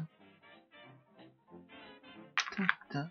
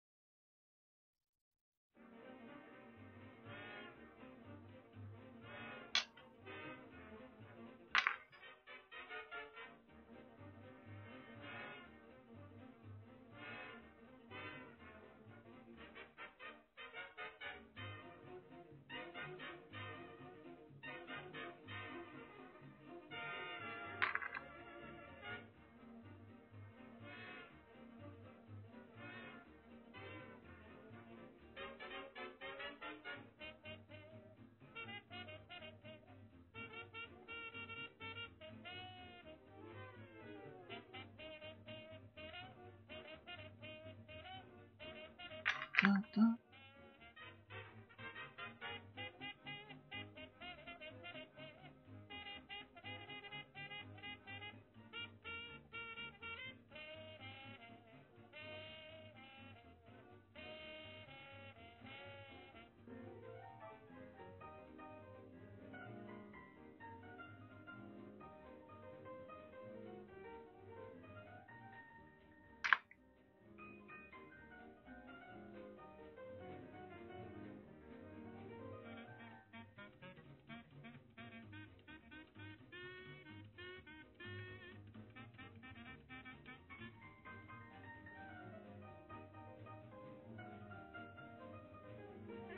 da, da.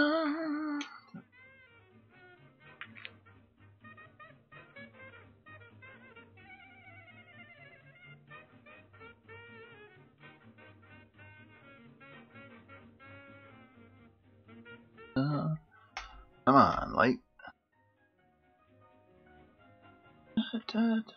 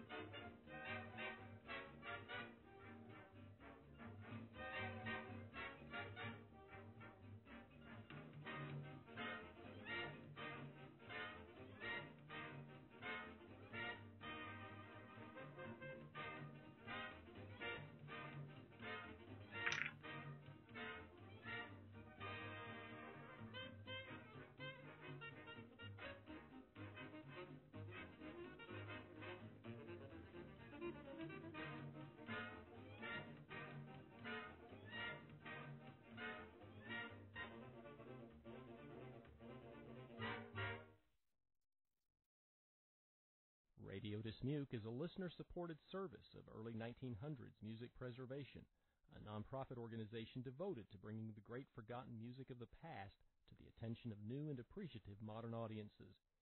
If you enjoy the music we present and value the work that we do, please consider giving us your support to whatever degree you're able.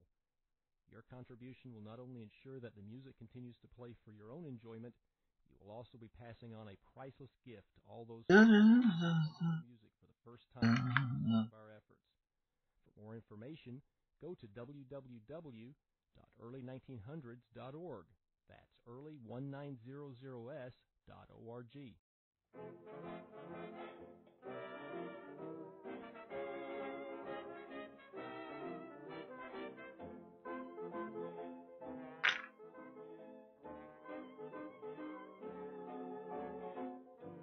Da, da, da.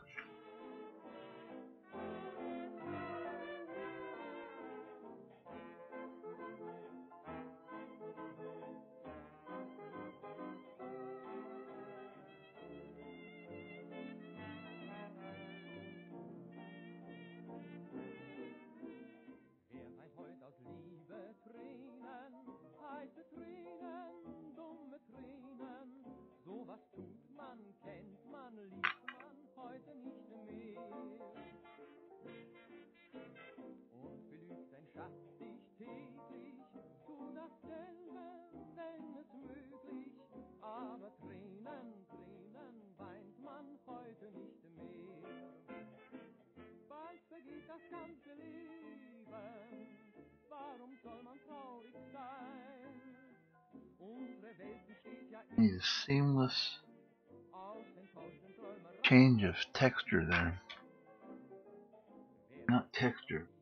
Tränen, heiße Tränen, dumme Tränen, sowas tut man, kennt man, liebt man heute nicht mehr.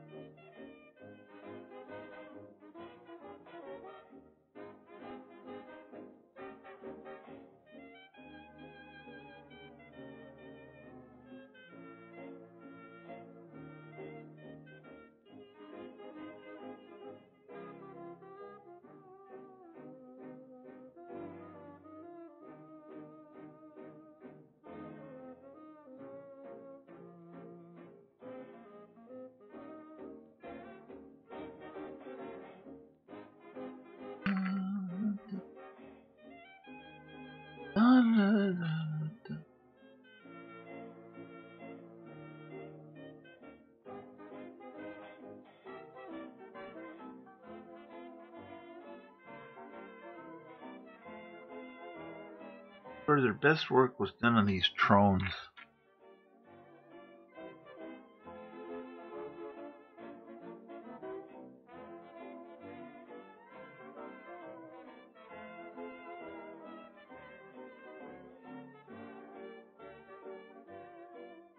Amazing.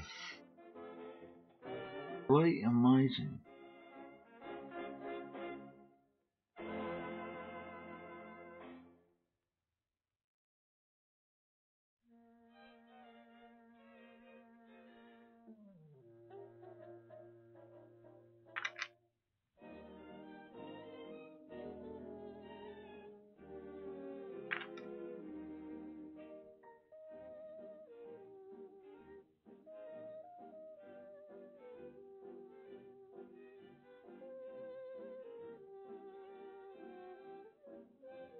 Okay.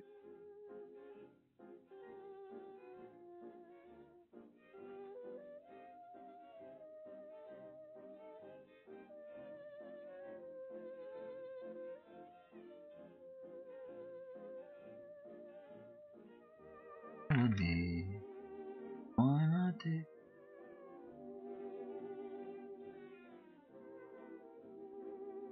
I'm no good without.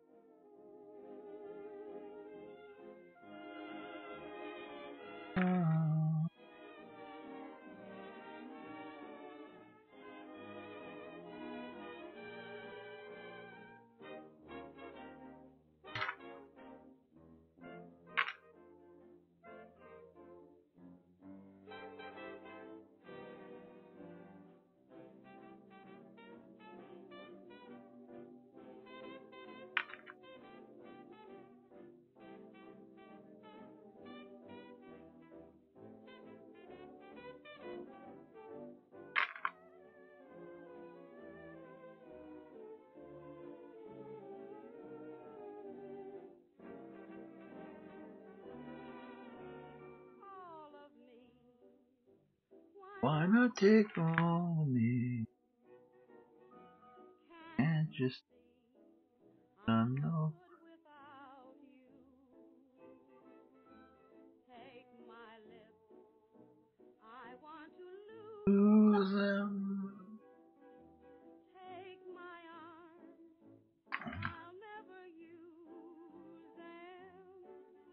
Your goodbye left Me with eyes cry. How can I go on, dear, without you?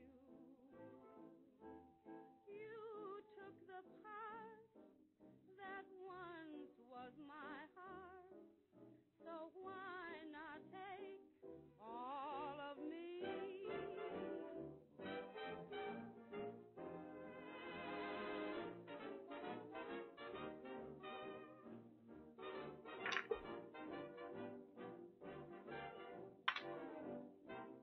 See?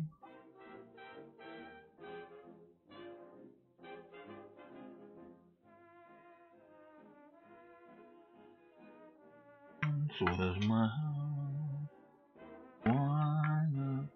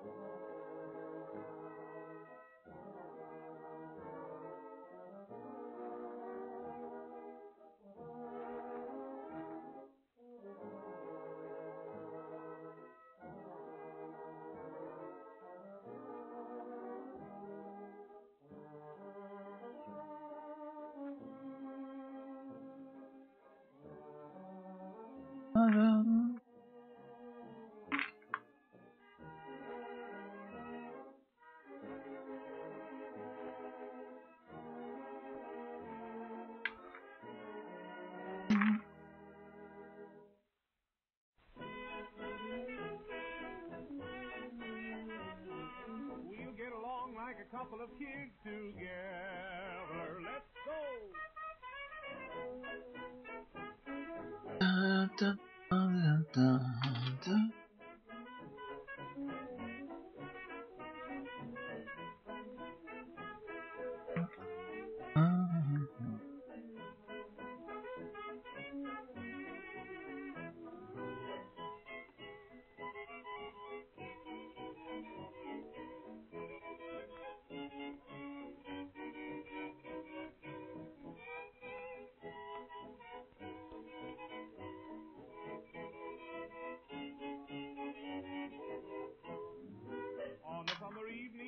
of the evening, Johnny gives his girl a ride.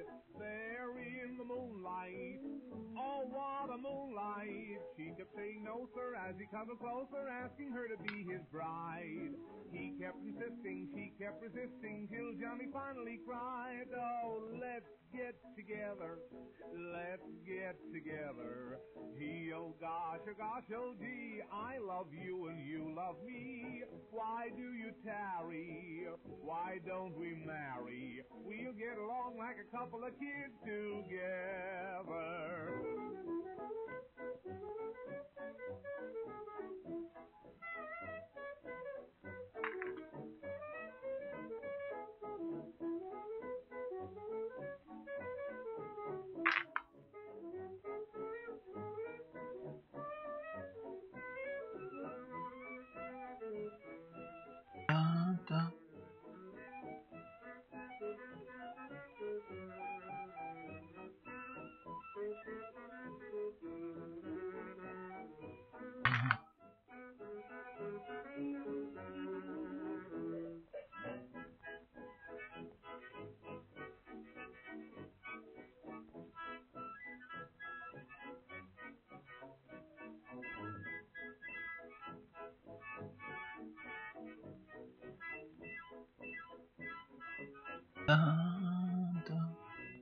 Let's get together, let's get together. I'll go anywhere you say, providing that you go my way. I'll give the orders while you take in boarders.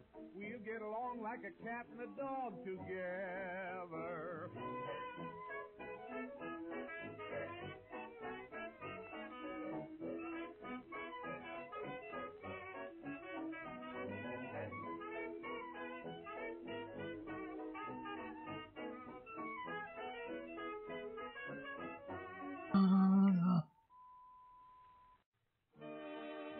Oh God, I gotta fix this brush.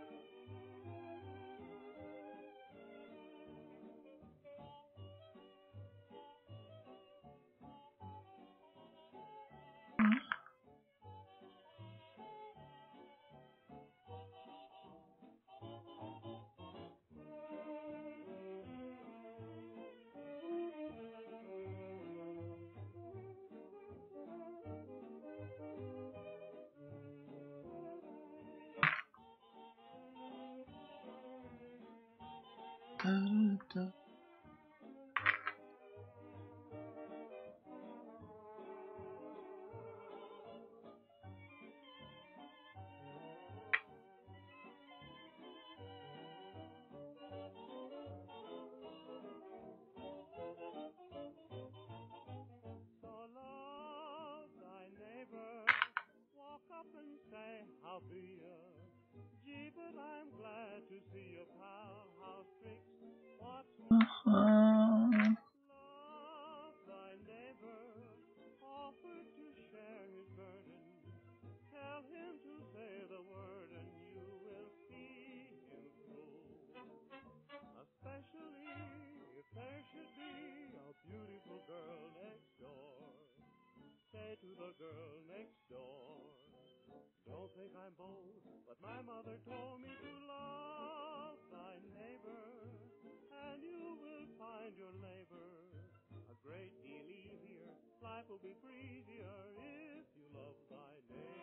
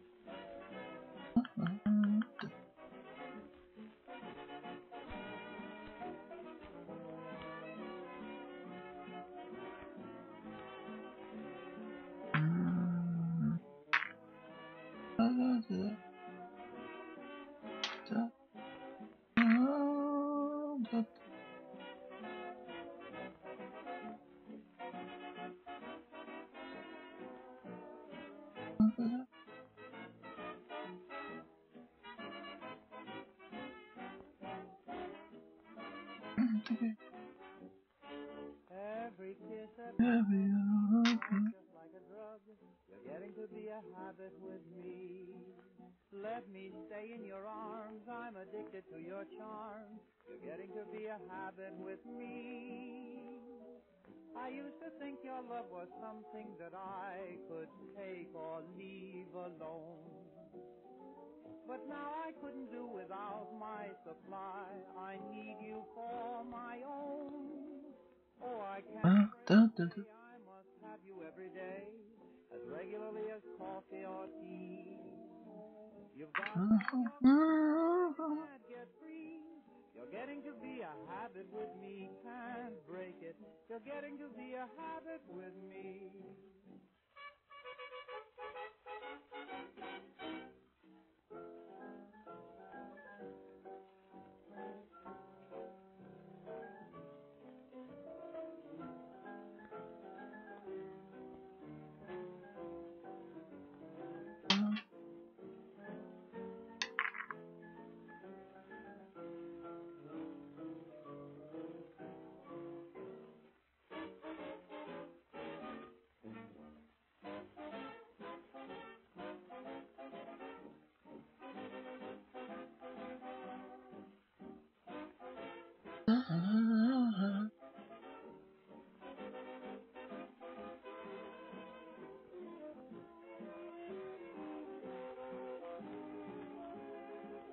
No, I never did, Scott. I emailed her back, or I whispered back to her, and she never got in touch with me again.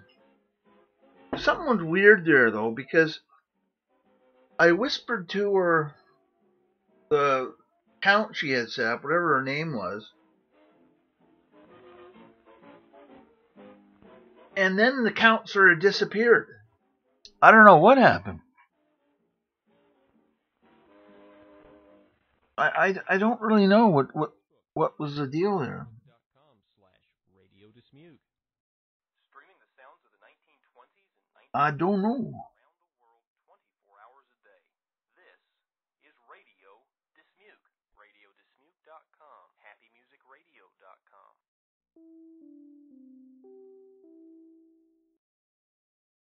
Handy Elizabeth.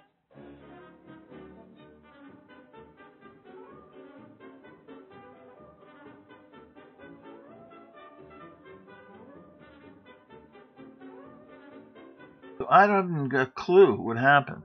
Don't know. No idea. Nicht so schöne Beine hätt sie viel mehr Freude an dem neuen langen Kleid. Doch da sie Beine hat, tadellos und kerzengrad, tut es ihr so leid. Und das alte kurze Kleid, das kann man doch verstehen. Beim Gehen, beim Drehen, kann man jetzt nicht mehr sehen. I don't remember now even what her handle was, but I know I sent her a message right away. When you were here, I sent it.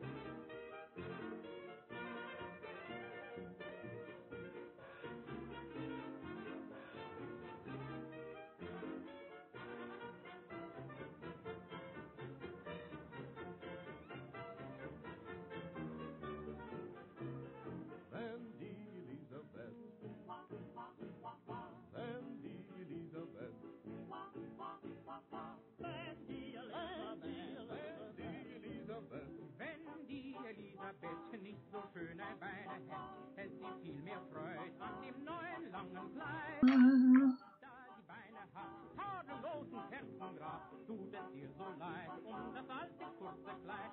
Das kann man doch verstehen, beim Gehen, beim Drehen kann man jetzt nicht mehr sehen und niemand weiß Bescheid. Ja, wenn die Elisabeth nicht so schöne Beine hätt, hätt sie viel mehr Freud an dem neuen langen Kleid. Oh, go away, Microsoft. These are your pain in the ass. Every 15 minutes. There's a problem with Microsoft. You gotta fix your password or some damn thing. Honest to God. Never ends.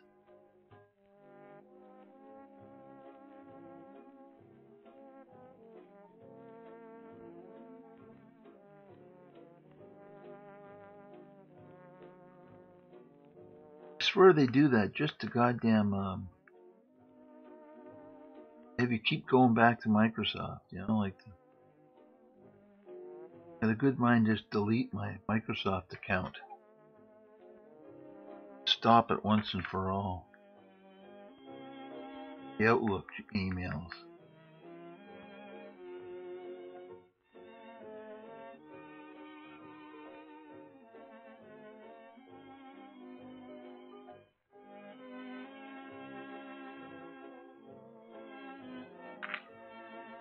No idea.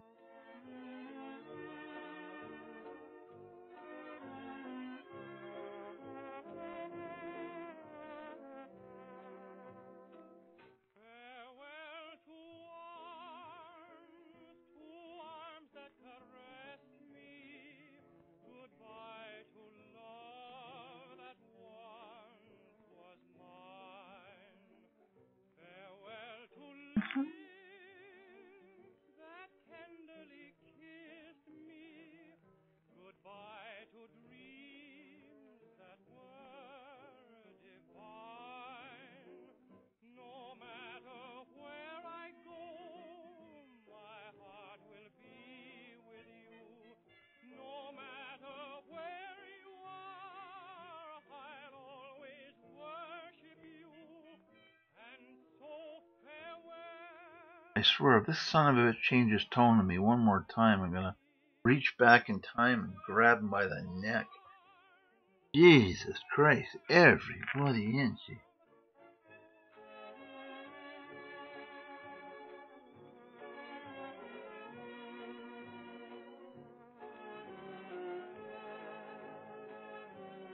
It's not polite to swear a dead artist, but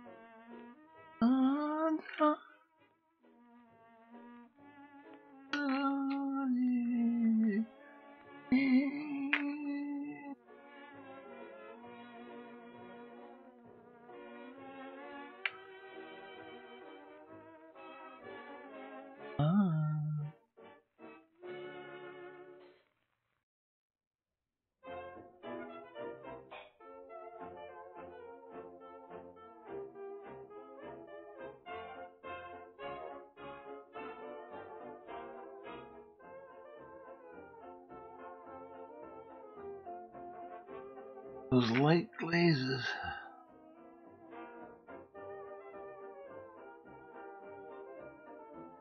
Every time.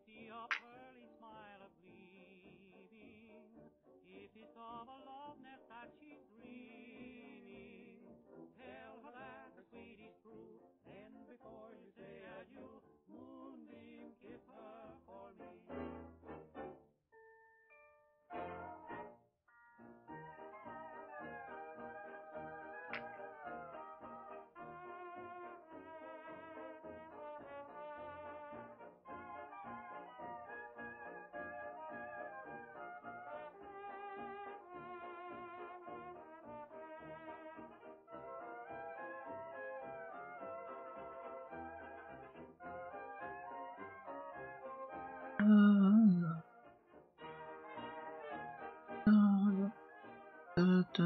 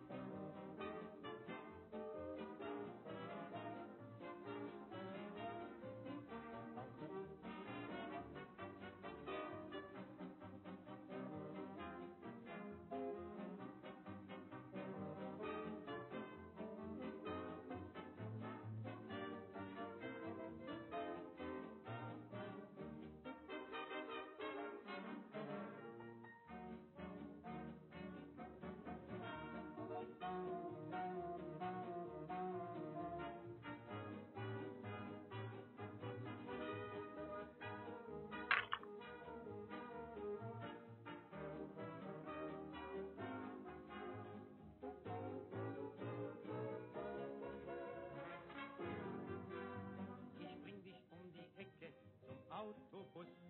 Dort werd ich dich berauben einen Kuss. Vielleicht auch 2, vielleicht auch 3, 4. Da wirst du ganz bestimmt zu Hause sein. Ich bring dich um die Ecke zum Autobus. Dort kannst du mich betäuben durch einen Kuss. Verliebt würd ich sagen, es macht mir nichts aus. Ich bring dich bis nach Haus.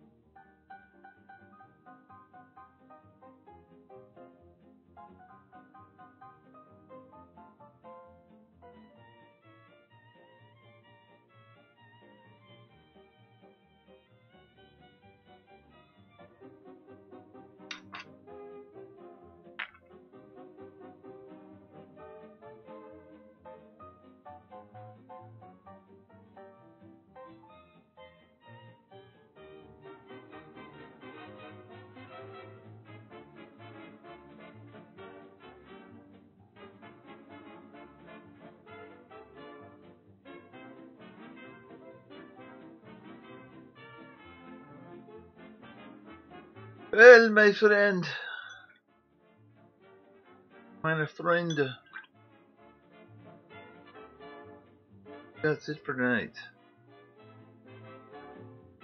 I've painted enough today, and sculpted, and whatever else I did.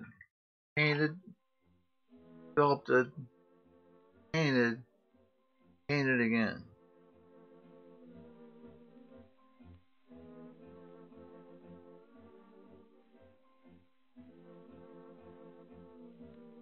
I think that's it, man. To be carried out, finished off tomorrow night in the face, I hope.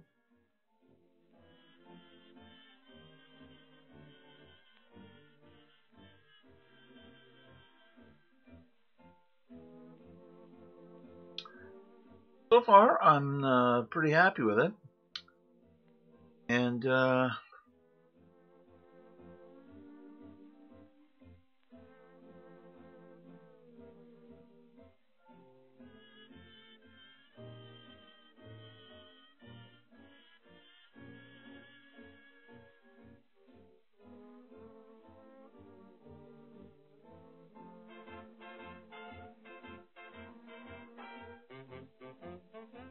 are pretty happy with it. Come along. Come along just fine.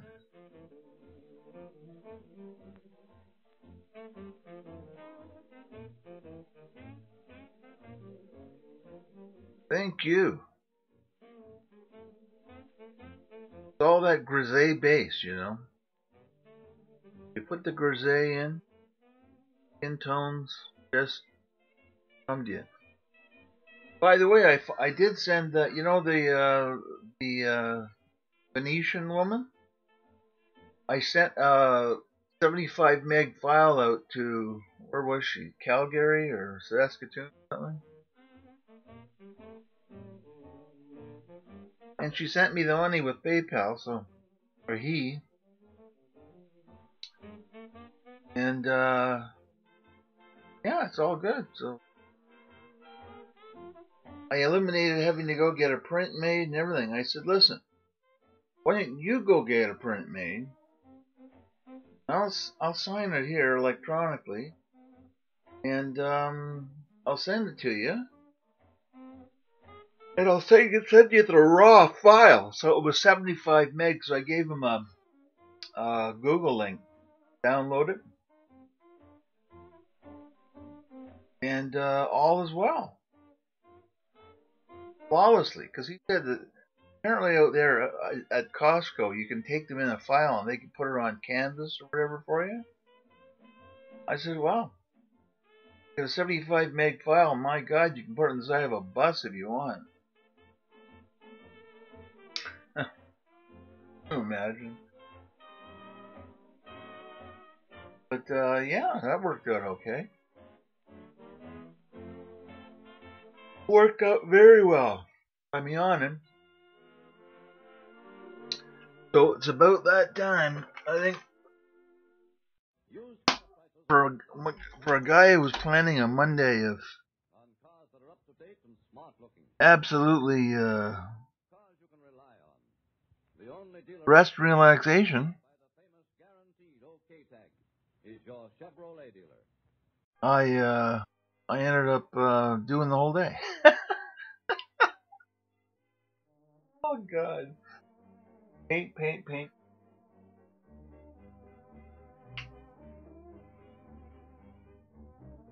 God, she looks ghostly there, eh?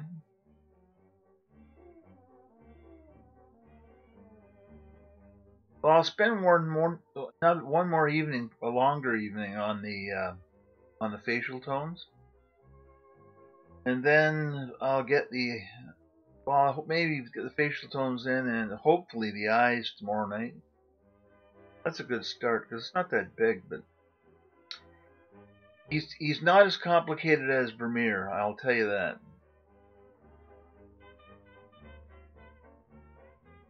But he's good. I mean, really good. But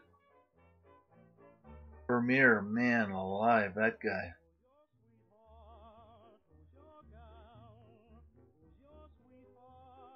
I think it's because Vermeer used the ultramarine blue, whereas he didn't use any ultramarine. Cobalt, I think, not ultramarine. But anyway, have a good one. See you tomorrow. I mean, I'll see you Tuesday, but I'll talk to you tomorrow. And be good. Don't take any wooden nickels and all that stuff. Talk to you soon. Have a good one.